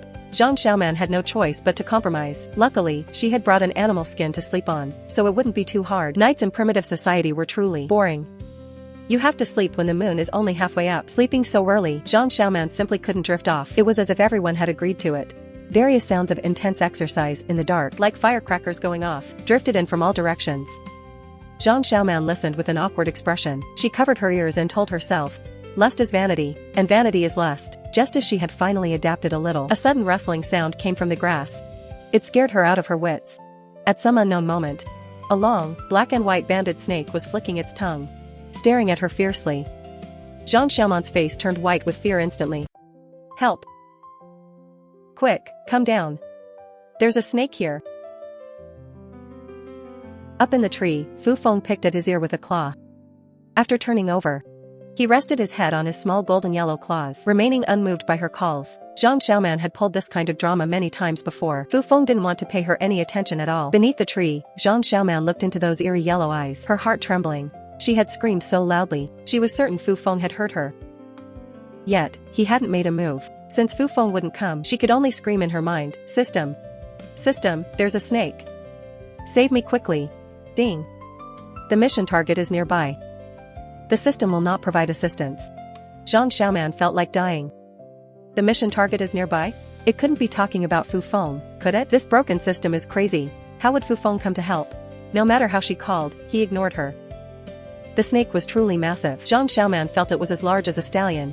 Xiao Yi is also a snake. How come he looks so much more refined? The snake seemed to have its sights set on Zhang Xiaoman, twisting its body to pounce. At that moment, Zhang Xiaoman couldn't care about anything else. She quickly scrambled up the tree trunk. Seeing Zhang Xiaoman climb up, Fu Feng's eyes turned cold, ready to mock her. Then, he saw a black and white banded snake following her up the tree. Fu Feng's pupils constricted. He instantly lunged down from the branch, swiping fiercely at the snake. The dragon bird and the snake became entangled in combat. The banded snake kept flicking its tongue, weaving around the dragon bird. However, the dragon bird's claws suddenly grew much larger. And he began to emit a cold light, accompanied by white mist looking like extremely cold gas. The snake's tongue froze the moment it touched the cold light. That was Fu Fang's ability. Frozen ice. Zhang Xiaoman, who was panicking, saw that with just a few moves, Fu Feng had immobilized the giant snake. Her heart felt much lighter. Fu Feng then flashed with a white light. His size instantly increasing, he transformed into a tall, handsome beastman. His red feathers shimmered under the moonlight, looking quite beautiful. He cast a look of disgust at the black-banded snake lying on the ground, then quickly grabbed a piece of animal skin to wipe his hands. Zhang Xiaoman was speechless. It turns out Fu Feng is actually a germaphobe beast. Why are you still clutching the tree? The snake is dead. Come down and sleep. Zhang Xiaoman looked at the giant snake. It was just lying there on the ground, its eyes not even closed. It looked quite terrifying, to sleep right next to such a snake. She was so scared her hairs nearly stood on end. Fu Feng? Could you move the snake somewhere else? I won't be able to sleep. Fu Feng frowned at her request. Then, he pulled a branch from the tree and tossed the snake far away. Zhang Xiaoman quickly and obediently said, "Thank you." Hearing this, Fu Feng gave Zhang Xiaoman a peculiar look. This ugly creature actually knows how to say thank you. That's quite rare, but he didn't think too much of it. He was sleeping in the tree today to prevent her from acting out. Otherwise, he would have found a comfortable rock to sleep on. After experiencing that scare, Zhang Xiaoman thought she wouldn't be able to sleep. Surprisingly, listening to the tribe's passionate night sounds, which had a rhythmic quality, she gradually drifted off. When she woke up the next day, it was barely dawn. Fu Feng was already gone from the tree. She didn't know when he had gotten up. After Zhang Xiaoman stretched, she put away her animal skin blanket. Then, she did some warm-up exercises. Even in a new place, she had to go for her morning run. That was the only way to lose weight effectively, jogging while breathing in the fresh air. As she ran, she was pleasantly surprised to find a deep pond ahead. It seemed she could find water to drink here, but why was there a white shadow inside? Zhang Xiaoman stopped. She walked closer. Just as she approached, a white figure burst out of the water. It was none other than Fu Feng. And at this moment, he was completely naked, not wearing a single stitch of clothing. Zhang Xiaoman hadn't expected to witness a handsome man emerging from his bath scene, seeing everything there was to see. He was now glaring at her fiercely. Zhang Xiaoman thought to herself, it's over. After working so hard to clear her name, it's going to be tarnished again today. Friendly reminder. The mission target's heart points have a tendency to drop. Wow, what strong masculine energy. This guy wouldn't happen to be some elite warrior, would he? If I could actually land him, wouldn't I be in heaven? Honestly, I didn't see anything. Ha ha ha. After saying that, she turned to run. However, just as she turned, a massive splashing sound came from the water. Fu Feng broke through the surface, grabbed the animal skin lying to the side, and wrapped it around his lower half. Before Zhang Xiaoman could even lift her foot, her arm was grabbed. Fu Feng's bone-chillingly cold voice rang in her ear. Zhang Xiaoman. You're getting more and more disgusting. You actually dared to peek at me bathing. Zhang Xiaoman shook her head frantically. I didn't. I was just passing by and saw it by accident. Fu Feng steadied her eyes upon hearing this, seemingly examining the truthfulness of her words. After a long while, he said coldly, why would you come here? I came here to run. I didn't mean to. I just got curious and stopped. Who knew I'd run into you? Running? Running for what? Fu Feng raised an eyebrow, not quite understanding her words. Zhang Xiaoman licked her lips. She was a bit embarrassed. I've been losing weight lately. Running is good for slimming down. Fu Feng didn't believe her immediately, looking at her thoughtfully. Seeing that the other party had fallen silent, Zhang Xiaoman knew Fu Feng believed half of what she said. Now, she needed to increase the credibility of her words. To him. I'm telling the truth. Look, there's even sweat on my body. If I weren't running, why would I be sweating? Fu Feng glanced at her neck. Indeed, she had lost quite a bit of weight. Not just her neck, even her chin looked a bit slimmer. But even if she had lost weight, she was still as ugly as always. It's not like she'd become beautiful. His lip twitched, and he released her arm. I'll believe you this one time. If there is a next time, I know. If there is a next time, punish me by making me gain 20 pounds. Fu Feng's eyebrows lifted at her words. If she gained another 20 pounds, she'd probably be a ball. That vow is indeed quite vicious. Zhang Xiaoman, seeing her hand released, took a few deep breaths. This crisis has finally passed. After tidying herself up, Zhang Xiaoman walked toward the tribe's campsite. Halfway there, Zhang Xiaoman felt her body was particularly sore. She wondered if it was because she had slept on the dirt ground all night. She walked forward, twisting her head. A few females saw her and smirked. "Xiaoman, you look a bit tired. Are you feeling unwell?" Zhang Xiaoman nodded while supporting her waist. She felt particularly weak right now. She wasn't really paying attention to what others were saying. Seeing her holding her waist and rubbing her back, along with her listless appearance, those females all covered their faces and laughed. Zhang Xiaoman felt it was a bit bizarre. While she was wondering, Su Nuanyuan looked at her with a beaming smile. "Xiaoman, did you sleep well last night?" Actually, she knew the answer without asking. She mainly wanted to hear Zhang Xiaoman say she hadn't slept well, had argued with Fu Feng, or best of all, had tried to crawl into his bed, only to be kicked out by Fu Feng again in disgust. But before Zhang Xiaoman could speak, a female nearby, acting like she knew exactly what happened, looked at Su Nuanyuan and giggled. "Nuanyuan, don't worry. Xiaoman definitely slept very well this time." Su Nuanyuan gave a stiff laugh. "Is that so?" "Of course. Look at how Man is rubbing her back and legs. She must have been worn out yesterday." Su Nuanyuan never expected this female would say such a thing. She couldn't help but look at Zhang Xiaoman sharply. Could it be she really consummated things with Fu Feng? No, impossible. How could Fu Feng ever fancy such an ugly creature? Zhang Xiaoman's eyelid also twitched upon hearing this. People in this primitive society are too open, aren't they? Can things like consummating a marriage be discussed to someone's face? She was just about to shake her head and deny it when, from the corner of her eye, she saw Su Nuanyuan's exasperated expression. The corner of her mouth quirked up. She neither denied it nor confirmed it. "Yesterday? Yes, I did sleep quite tiredly." Hearing Zhang Xiaoman's own admission, it was as if the female had heard some heavyweight news, but her face remained quite calm.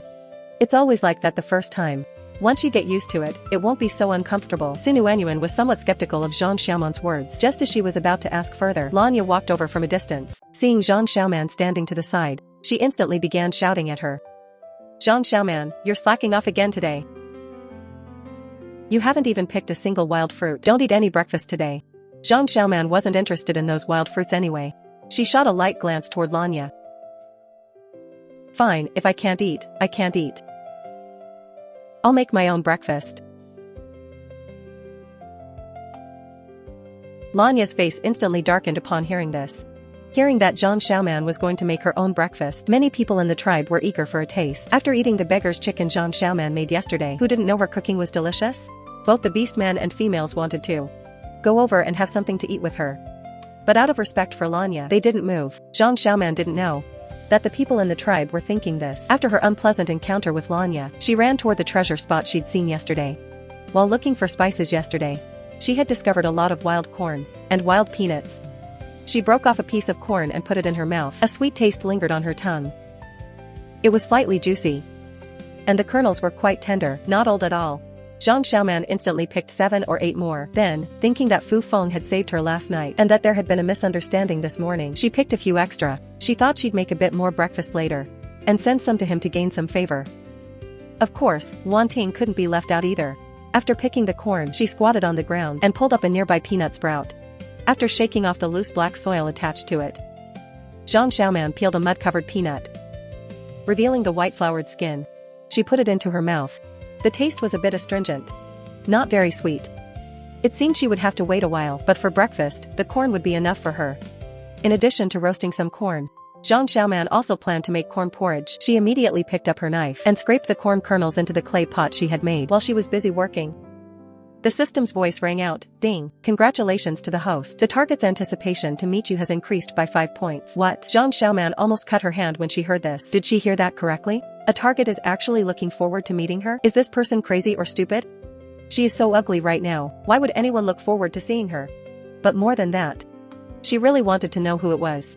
However, before she could ask, the system, a hand holding duck eggs stretched out in front of her. It gave her a start. After seeing who it was, she breathed a sigh of relief. "Xiaoyi, what are you doing? Don't you know you can scare someone to death? These 6 eggs are for you. You can eat them yourself." Zhang Xiaoman almost thought she'd misheard. "What did you say?" "These 6 eggs are for you. 6 eggs in total. I'll give you 3. But you have to make fried eggs for me to eat. Hearing this, Zhang Xiaoman finally let her racing heart settle back into her chest. This was the first time Xiaoyi had swallowed his pride. To speak to Zhang Xiaoman like this, heaven knows how much mental preparation he had to do just for a bite of her food. Zhang Xiaoman glanced at him and continued with her work.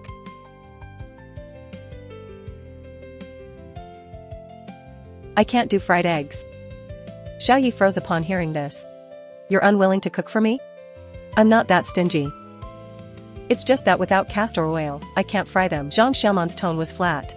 Hearing this, Xiaoyi's expression softened a bit. The thing she mentioned, he had seen her prepare it last time. He scanned the area and indeed there was none. He pulled his hand back with some regret, about to turn and leave. Watching him withdraw, Zhang Xiaoman said leisurely, "What's the rush? If you can't have fried eggs, you can have something else." Something else? Though Xiaoyi was puzzled, he held his hand out to Zhang Xiaoman again. Looking at how cooperative he was being, she smiled, thinking even a snake could be such a foodie. I can make soft-boiled eggs. Xiaoyi didn't know what a soft-boiled egg was, but since Zhang Xiaoman could make it, he would just focus on eating. He nodded immediately. Then go back up that tree and get another fruit shell like the one I'm using. I'll need it to boil the eggs later. Though Xiaoyi felt it was strange to be ordered around, he didn't refuse. Mo Xian, who was hiding in the woods witnessing everything, was greatly shocked. Since when did Xiaoyi become so obedient to Zhang Xiaoman? Xiaoyi picked a large black fruit shell and plucked it. Just as he dropped it to the ground, his eyes swept the area and he called out to the brush. Since you're here, come out. Stop hiding. Zhang Xiaoman looked confused until the tall and long-legged Mo Xian walked out from the distance. Why is he here too? Are you here to ask for food as well? Mo Xian rubbed his nose, looking a bit embarrassed at being found out. But the craving in his gut enticed him, making him unable to refuse, seeing that he didn't deny it. Zhang Xiaoman understood exactly what he wanted. It just so happened she was making a lot of breakfast today, so one more person didn't matter. It's not impossible if you want to eat. I happen to make extra corn porridge. But you need to promise me one thing. Promise one thing? It couldn't be that she wants me to spend the night? There's no way, just for a meal. Absolutely impossible. I'll see what kind of condition you propose. This guy's mind was in the gutter again. What are you thinking? Rest assured, it has nothing to do with your body. Her inner thoughts were exposed so bluntly by Zhang Xiaoman. Mo Xian was slightly embarrassed, but then he asked seriously. What is it? I want to build a house. You just need to help me get some wood and set it up. Once I have my own den, I won't have to rely on these beastmen husbands to hunt for me. With a door and a fire, I can protect myself. Building a house? That was unexpected. No problem. But why does Xiaoyi only have to give a few eggs? That's too easy for him. I don't mind getting the wood. But Xiaoyi just gave some eggs to get a bite to eat. That's too unfair. If that's the case, I can hand over a few eggs too. What can I say? I got here before you. It is indeed a bit unfair. I promised to make breakfast for Xiaoyi, but only the soft-boiled eggs. If you want anything else, Xiaoyi, you'll have to help me work just like Mo Xian. Mo Xian was instantly satisfied and comfortable. He raised an eyebrow at Xiaoyi. Xiaoyi froze upon hearing this, but seeing Zhang Xiaoman put those yellow and plump corn kernels into a fruit shell, it looked so delicious. He eventually compromised. Fine, but the eggs I brought cannot be shared with Mo Xian. Naturally, those are yours. It's settled then, only the two of us can eat them.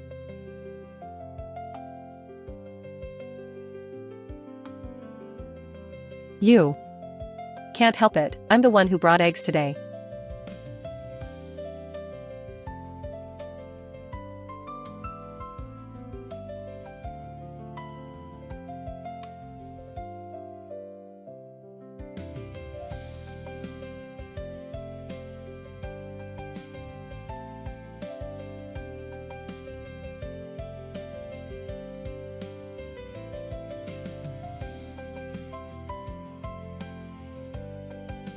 Put this corn in the fire to roast.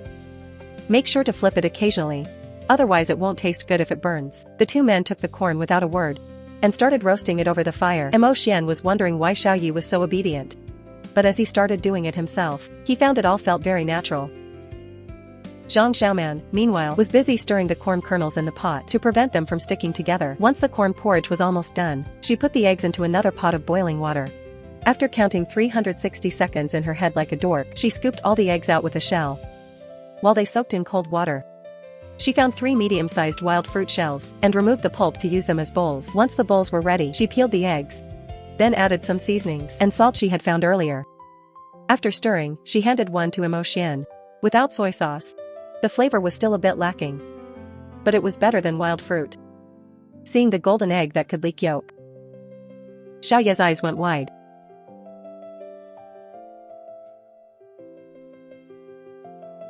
He never knew an egg could be cooked like this. He instinctively snapped 2 twigs to use as chopsticks, then popped half an egg into his mouth. It tasted amazing. So smooth and tender. This made Mo Xian, who was watching from the side, stare with his eyes popping out. But Xiao Yi had no intention of sharing it all. Busily eating an egg on his own, Zhang Xiaoman saw Mo Xian, longingly watching Xiao Yi eat the soft-boiled egg. She originally wanted to give him one, but remembered how they'd looked at her in disgust before. So she dismissed the thought. Fortunately, the corn porridge was ready. Zhang Xiaoman scooped a bowl for him. He took a sip. It was sweet, fragrant, and sticky. He drank it down with great satisfaction. Xiao Yi got a bowl too and drank it happily. Helping Zhang Xiaoman build a house was worth it for such a delicious breakfast. While this little grove was peaceful, back in the tribe, Sunu Anyuan was busy as could be. She was alone, secretly finding Zhang Xiaoman's beast-skin bedding and pouring the juice of the meiqing fruit onto it. You won't escape this time. When a female like Zhang Xiaoman is favored by a male, a wrinkle appears at the 3-finger mark below the navel. The more wrinkles one has, the more times they've been favored. But for these 5 stunning, top-tier beast men, their 8-pack abs were bare. It was only because their female master was a dark, fat, and freckled ugly creature. Relying on her status as the tribe's true daughter, she had stolen the 5 beastmen who were supposed to be betrothed to the fake daughter. But every beastman, upon seeing her, would vomit uncontrollably with disgust, let alone doing that sort of thing. This also made the fake daughter insanely jealous. Now, she had secretly found Zhang Xiaoman's bedding and poured the aphrodisiac fruit juice on it. Wanting to make the beastmen she stole hate her even more. Soon, it was time for Zhang Xiaoman's afternoon rest. Who knew that as soon as she covered herself with the blanket, her head would become heavy and dizzy? Then a figure approached. She shook her head and lunged at the person to embrace them. Luanting had come to ask Zhang Xiaoman if she needed help. He'd heard after hunting that she was building a house. As her beastman husband, when a female builds a house, he usually has to lend a hand. To his surprise, as soon as he walked in, Zhang Xiaoman pounced on him. The person in his arms was much thinner than before, but still quite heavy. Her body was also somewhat burning. Feeling the heat, Luanting instantly furrowed his brows. Could Zhang Xiaoman have caught a fever? Just as he was about to ask, the person in his arms began to get restless. Zhang Xiaoman's mind was completely blurred. She only felt that the thing in front of her was so attractive, and this flesh felt cool to the touch. So comfortable that she couldn't help but rub it more. But as she rubbed, she felt something was not right. How could it be so elastic? And block after block, like neatly arranged pieces of tofu. His concerned face instantly turned grim. He tried to push her away and leave, but at that moment when he looked down, he noticed Zhang Xiaoman's eyes were abnormal, and her face seemed to have a flush of red. He finally determined Zhang Xiaoman didn't have a fever, but had consumed something that made her like this. This was not unfamiliar to him. Not long ago, Zhang Xiaoman had used it on Fu Feng. She actually used the meiqing fruit again. And how did she know he would come here? Previously her meiqing fruits were used on others. Could it be that she was actually waiting for someone else? While Wanting was still puzzled, Zhang Xiaoman was already so hot she began to unbutton her top. Seeing it was halfway loosened, Luanting used his tail to wrap around Zhang Xiaoman. As he grabbed a beast-skin blanket, his nose caught a strong, pungent scent. His head also began to feel dizzy. Luanting quickly threw the beast-skin blanket far away, then grabbed some nearby water and splashed it on his face. His lost senses instantly cleared up. He frowned. The blanket had been tampered with. Meiqing fruit juice. No wonder she was acting so strange. Who did this? While Luanting was thinking about how to help Zhang Xiaoman's hand had already reached around to her back. She pulled at the cord, about to throw it off. Luanting didn't notice at first, until he felt something soft against his front. Along with a burning warmth, he looked back. And seeing her like this, his ears instantly turned red. He quickly turned around. This was the first time he had seen a female's body. In a panic, he pushed Zhang Xiaoman away. Then grabbed a beast hide skirt to cover her front. She had finally felt a little cooler, but now her body was covered again. Zhang Xiaoman started struggling to break free again. Wan Ting, seeing this, didn't care about propriety and splashed more water onto her face. With the moisture of the water, Zhang Xiaoman's internal heat subsided a lot and her consciousness quieted down. Wan Ting supported Zhang Xiaoman to move toward the bed, but found he couldn't quite lift her. He could only drag her forward. After doing this, he walked out of the house. The power of the Meiqing fruit was great, but it wasn't beyond cure. Wan Ting remembered other beastmen saying that the leaf fruit found next to the Meiqing fruit could act as an antidote. The two usually grow together. He recalled when he went hunting this morning. There was a patch of woods to the east with many Meiqing fruits. Thinking this, he transformed into a gray wolf. In a short while, he reached his destination. After picking one, he held it in his mouth and ran back to Zhang Xiaoman's room. A little cold water could not dispel the heat from Zhang Xiaoman's body at all. Her whole body was burning hot. She was rolling on the floor, trying to tear off her clothes. But she found this little bit of fabric wouldn't come off no matter how she pulled, as if it were tied in a dead knot. She could only pull her skirt upwards. When Wan Ting went in with the leaf fruit, he saw this unsightly scene. Wan Ting took a quick look then averted his gaze. He squeezed an opening in the leaf fruit, supported the back of Zhang Xiaoman's head with one hand and fed it to her. The cool juice entered Zhang Xiaoman's mouth, and she instantly felt comfortable. She then drifted into a heavy sleep. Wan Ting left immediately after feeding her. When Zhang Xiaoman woke up the next day, she looked down at the state of her clothes. She had a breakdown. What on earth happened? Why do I feel like I've been molested? Surely no one has such a heavy taste? Friendly reminder, host, don't worry. Wan Ting did this. Does this mean your plan to win him over is working? It was Wan Ting? But I can't even remember. Zhang Xiaoman said, collapsing even further. After asking the system, she realized this was all Su Nuanyuan's doing. She had poured Meiqing fruit juice on her beast skin skirt. Luckily it was Wan Ting who came by, who was sensible enough to save her and give her the antidote. Otherwise, by the time night came, if she had called over any random beast man, she would have faced the joke of a failed attempt to crawl into bed again. Su Nuanyuan, I won't let you get away with this. She'd slept until late afternoon. Zhang Xiaoman's stomach was instantly empty. She took the fish she'd brought back from the deep pool, preparing to cook something, when she saw two figures holding eggs, loitering where she'd made breakfast. Zhang Xiaoman shook her head. Sure enough, Xiaoye's eggs this morning had caused a side effect. She ignored the two of them, skewered the fish with bones, and started roasting them over the fire. Xiaoye cleared his throat. This is a goose egg I just found. Mo Xian followed suit after seeing Xiaoye's actions. And me, I found a wild bird egg. We ate eggs this morning. No eggs for dinner. Zhang Xiaoman glanced at them. Xiaoye's hand holding the egg froze since she wouldn't take it. Mo Xian also pulled back his egg. The two looked at each other and finally spoke in unison. As long as you give us food, we can do other work for you. Zhang Xiaoman's eyes flickered slightly upon hearing this. This was exactly what she needed. There were things she couldn't do, but they could. Fine. Then go catch two fish yourself. We're having fish for dinner. Hearing this, the two disappeared instantly. It wasn't long before they brought the fish to Zhang Xiaoman. She directed them to clean out the guts, then brushed on her specially prepared sauce. She stuck them on sticks and set them aside. After doing this, she took the opportunity to look at Xiaoye and Mo Xian. What do you think of my cooking? It's delicious. Since you like it, why don't we join forces for meals? From now on, I cook and we all eat together. Yes. Yes. That's exactly what we want. But if we're joining forces, you'll have to help me find some things. They gave her a puzzled look. Zhang Xiaoman whispered a few things to them. They both nodded in agreement. After dinner, Zhang Xiaoman returned to the tribe and saw Su Nuanyuan peeking toward her room every now and then. Zhang Xiaoman smirked. She was just waiting for the fish to take the bait. Wait until she serves up a nice stewed carp out of her. She pretended not to see Su Nuanyuan and went back into her room. After today, Zhang Xiaoman would become a stinking rat in a mud pit, despised by everyone. Now the most important thing is to lure Wan Ting into Zhang Xiaoman's room. If it weren't for Mo Xian being missing, having him go to her room would be most suitable.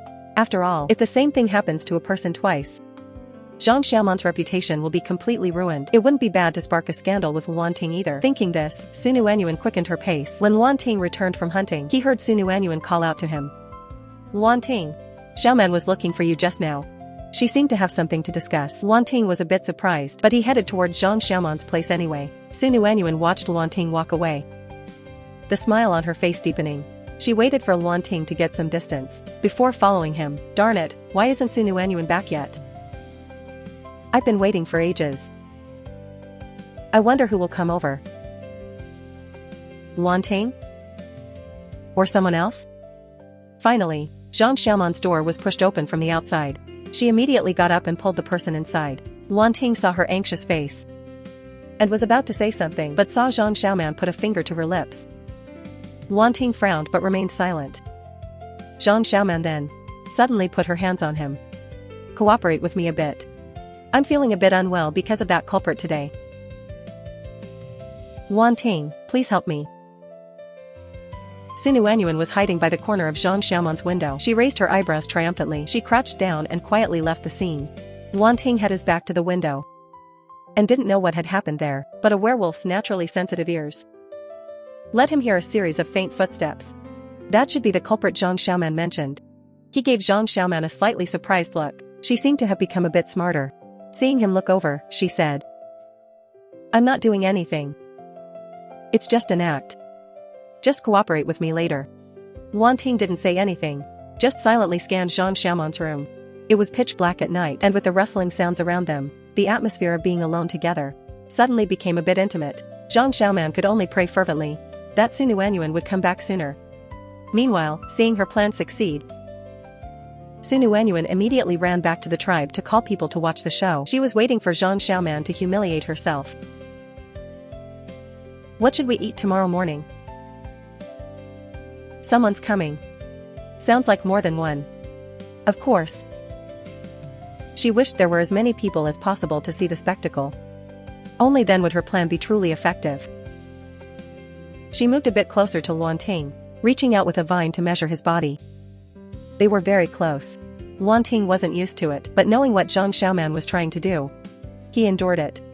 He just didn't quite understand what Zhang Xiaoman was doing with a vine while measuring Luan Ting's body. Zhang Xiaoman marveled internally. What a great physique. A perfect 1 minute and 1.8 seconds golden ratio. Luan Ting, just let me come a bit closer. If you don't look at me, how can I? What are you doing? Zhang Xiaoman looked bewildered. What's wrong? Seeing that she knew she was wrong but didn't change. You're still playing dumb. Did you use the charm fruit to climb into his bed again? Charm fruit? Auntie. What are you talking about? Still quibbling. Yuanyuan saw it herself. She said you were seducing Luan Ting. Sister, how could you say I was climbing into his bed? I was clearly measuring Luan Ting's height to make clothes. Hearing this, everyone present except Zhang Xiaoman was surprised. If it's just making clothes, why did you say come closer? Zhang Xiaoman looked a bit aggrieved. Am I not short? Of course I had to say that, to get him to come over. How did Auntie know I said that? Could it be you were eavesdropping on me?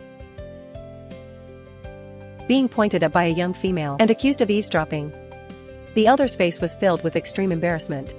She turned and glared at Sun Yuanyuan. Yuanyuan, what's going on with you? You said that about Xiaoman without even clarifying the facts. Sun Yuanyuan didn't know why. Zhang Xiaoman was perfectly fine. She tried to act pitiful to get through it. I was just worried about Xiaoman. Zhang Xiaoman beat her to the punch and started crying. Sister, how could you wrongly accuse me? And you even brought so many people to eavesdrop on me. Do you hate me? No, you've always been quite good to me. Is it because of Luan Ting? You did this because you like Luan Ting? Sun Yuanyuan hadn't expected that instead of making a fool of Zhang Xiaoman, she had ended up making herself look bad. A flash of embarrassment crossed her face. Xiaoman, how could you say such a thing? I was just too worried about you this time. I was afraid you'd gone astray. That's why I misunderstood you. Is it really a misunderstanding? I thought sister had been watching Luan Ting all along. And that's how you knew he came to my room. As soon as she said this, the people who had just believed Sunuanyuan all looked at her with suspicion. Exactly. Even if Zhang Xiaoman likes to use the charm fruit, it's at least a matter between a couple. Why is Sunuanyuan so upset? I heard Luan Ting's voice saying no. That's why So sister heard just a tiny sound and assumed I was doing something bad? So in sister's heart, I'm just a person who loves doing bad things. At this moment, everyone turned to look at the supposedly understanding Sunuanyuan. Even Luan Ting was no exception. Luan Ting had felt what Sunuanyuan said to him was a bit strange from the start. Now, after hearing Zhang Xiaoman say this, it seemed even more suspicious. Why did she lure him here? She kept saying Zhang Xiaoman used the charm fruit and even called the tribe people over. Clearly, she knew exactly what she was doing. Under the gaze of so many people, Sunuanyuan had no way to explain herself. In the end, she could only apologize to Zhang Xiaoman. Xiaoman, what I did was wrong. Sister apologizes to you.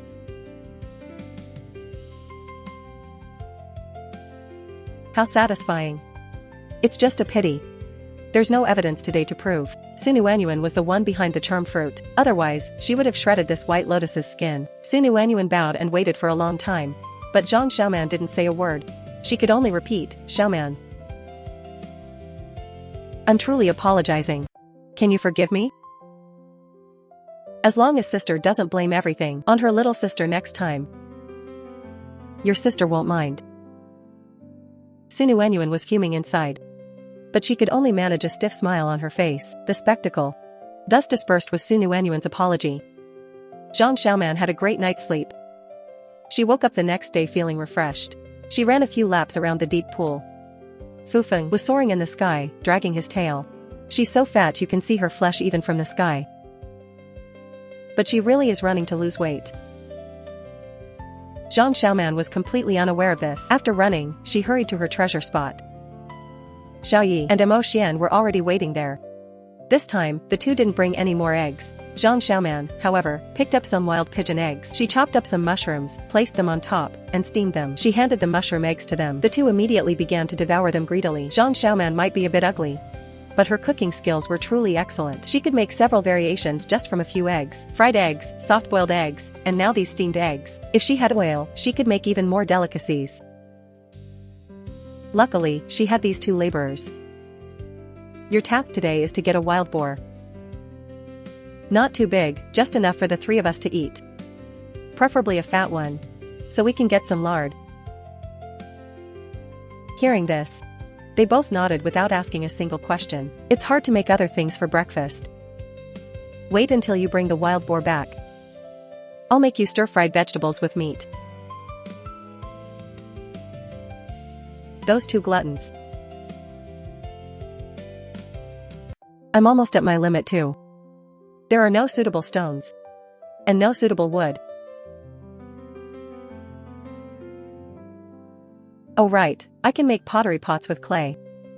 While Zhang Xiaoman was worrying about her pots, she didn't know that a new plot against her was already beginning. Just as she was planning to improve the kitchen equipment, Xiaoyi and Mo Xian came back dragging a wild boar. It was just enough for the three of them. The belly meat was fatty too, so there should be quite a bit of fat. The entire boar had been split open by them. Zhang Xiaoman glanced at it and asked in some confusion, how did you kill this pig? Without any knives. They had actually managed to tear it so neatly. I used my power. That's just perfect. Well done, Mo Xian. Since your claws are so sharp, I'll trouble you to skin it as well. What do we need this for? It's so greasy and tastes bad. Are you cooking or am I? Listen to me, these are treasures.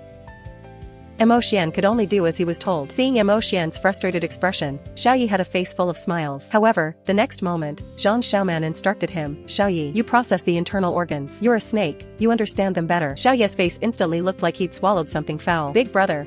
Didn't expect that, did you?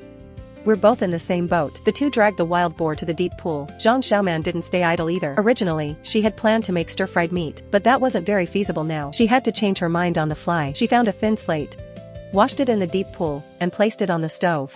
She then turned back to her treasure spot to find some seasonings. After finishing all this, Mo Xian and Xiaoyi returned. Zhang Xiaoman used a stone knife to cut a piece of white fat and rubbed it onto the slate to grease it. Once the slate was lubricated, she used the stone knife to cut a piece of pork belly into chunks and placed them on the slate to roast. Wait for the sizzle. Once the grease came out, she sprinkled on her special seasoning. The fragrant roasted meat was ready. Xiao Yi and Mo Xian smelled the fragrance and could no longer contain themselves. Seeing Zhang Xiaoman wrap it in leaves for them, they immediately stuffed it into their mouths. The taste was absolutely delicious. After eating one piece, they immediately scrambled for a second. Seeing them eating happily, Zhang Xiaoman said, "Try this. A bite of garlic with a bite of meat is even better." Mo Xian felt a bit disgusted by the smell. Xiao Yi took it and, without a word, did as Zhang Xiaoman said, eating the meat with garlic.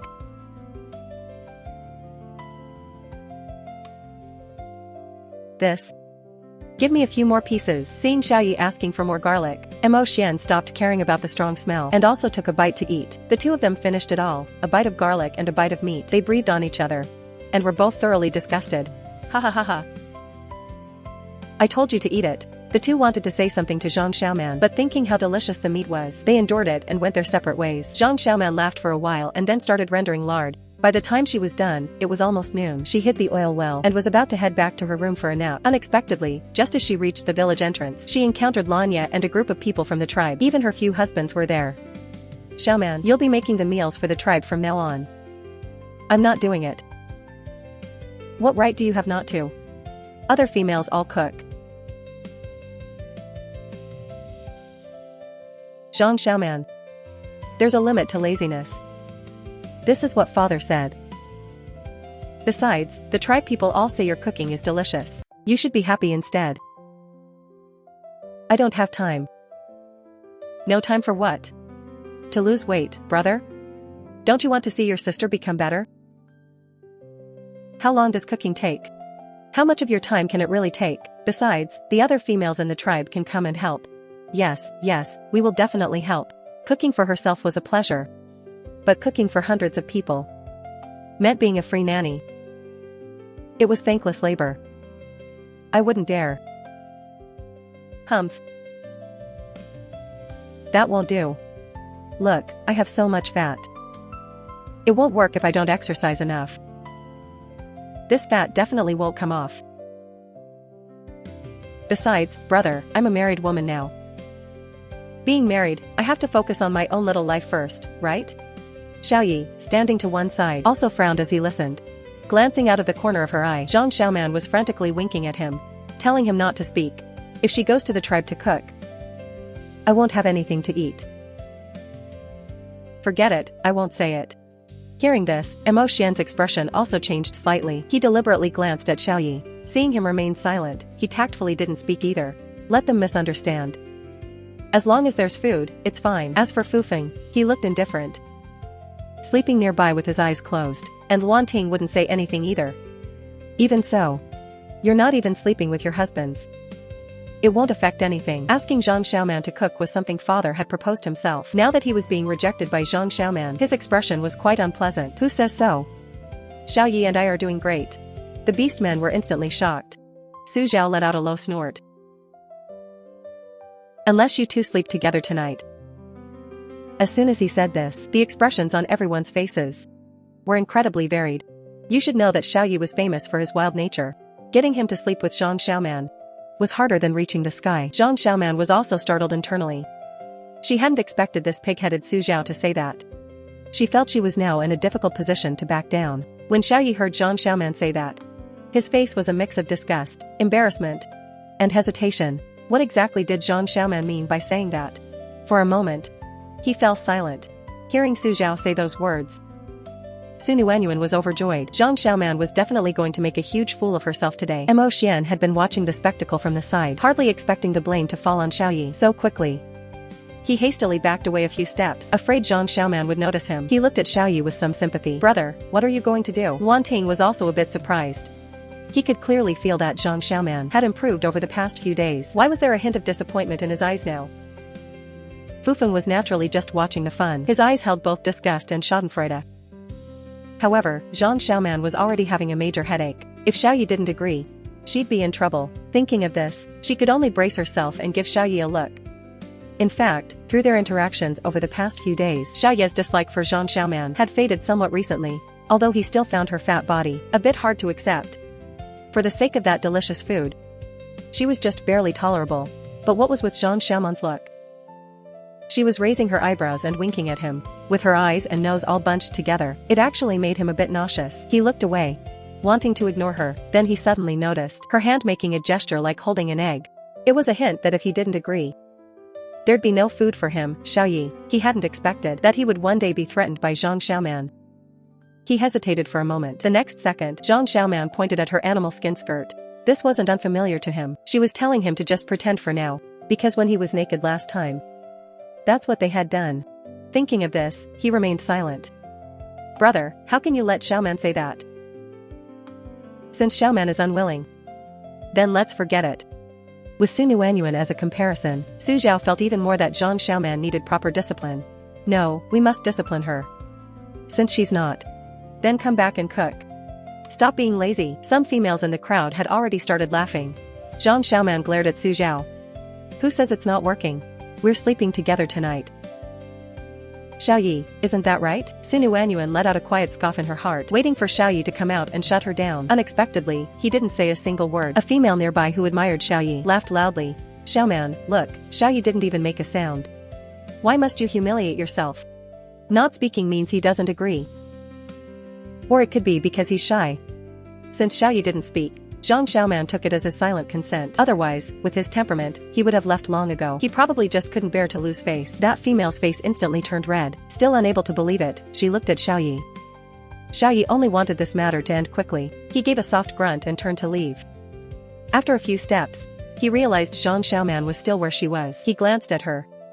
Are you coming? As soon as he said this, the scene instantly fell silent. The beastmen all had looks of disbelief. As they watched Xiaoyi, they didn't hear wrong, did they?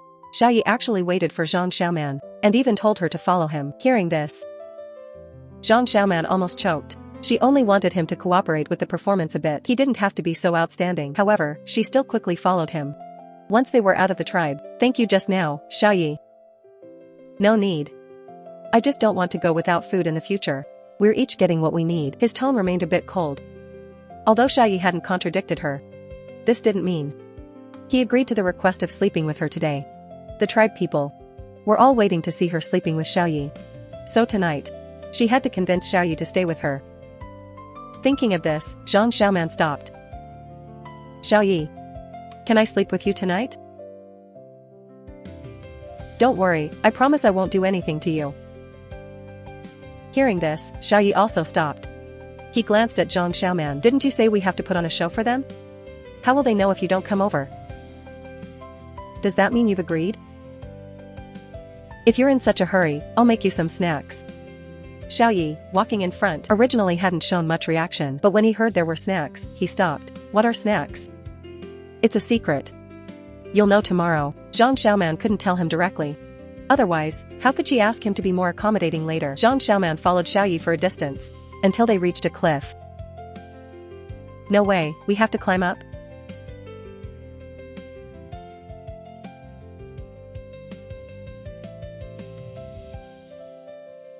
She was pulled by Xiaoyi as he flew up the cliffside, and set her down. No wonder the tribe people could never find the cave. At such a high position, even climbing up was a problem. This cave was quite large, just a bit damp.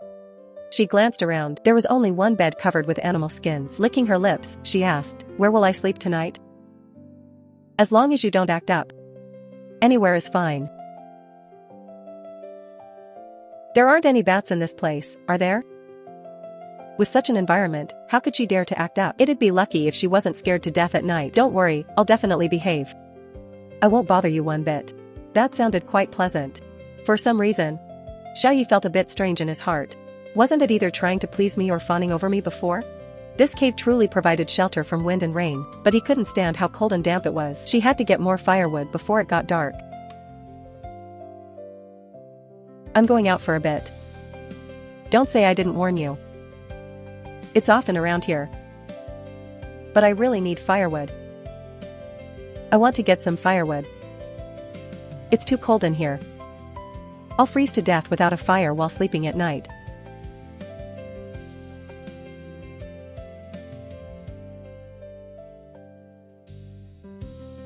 What's wrong now? Didn't you say there are snakes here? Could you come with me for a bit? Go out and turn left. There's a tree on the right. There won't be any snakes on the branches there. Why?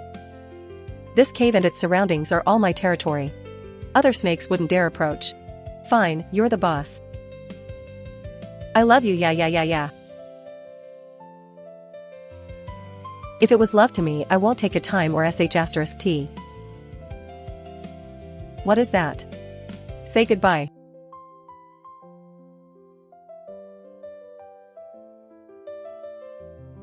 Do sheep come by here often? You don't want someone from the sheep tribe as a husband too, do you? I have no such intention. If there are sheep, then I could find some wool. I haven't seen any. I've seen some, but I don't know exactly where. It seems she'd have to find time to look for them properly. Zhang Xiaoman ultimately didn't dare sleep on Xiaoye's bed. She knew perfectly well that he felt disgusted by her. She very tactfully found another branch and slept on it. There was also animal skin padding on it. It was probably the place where Xiaoye usually sat. With the fire, it wasn't too cold. Zhang Xiaoman's sleep was fairly stable. Will she crawl over in the middle of the night?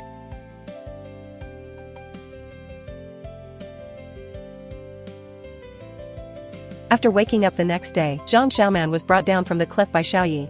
The tribe people had wanted to watch the spectacle, but once they saw Zhang Xiaoman coming down the cliff with Xiaoye, they had nothing left to say. That place clearly was where Xiaoye lived. Even if they wanted to go up to investigate, they couldn't. This matter was thus left at that. Zhang Xiaoman, after running a few laps as usual, reached her treasure spot. For breakfast, she had already prepared peanut porridge and some roasted sweet potatoes. After breakfast was ready, Zhang Xiaoman took out the dried corn. The snacks she made for Xiaoye were popcorn. Since there was no sugar, she found some wild honey. When the yellow popcorn met the yellow honey, it was sweet and crunchy. It smelled wonderful. Xiaoye, standing nearby, already couldn't contain himself. He quickly popped one into his mouth. Instantly, a sweet and fragrant flavor spread through his mouth. The taste was truly wonderful. How is it? Wasn't it worth spending the night with me? If I had known that staying a night with Zhang Xiaoman would lead to such delicious food, I should have volunteered for this task yesterday. At dawn, Fufeng went looking for Xiaoye to mock him.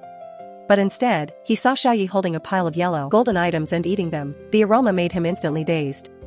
The words he was about to say stopped short. What is this? Xiaoye glanced at him but didn't answer. Instead, he asked, what are you doing here? I'm here to notify you. Your archenemy is back. What did you say? Nantu is back. Then there's going to be a good show. Who is Nantu?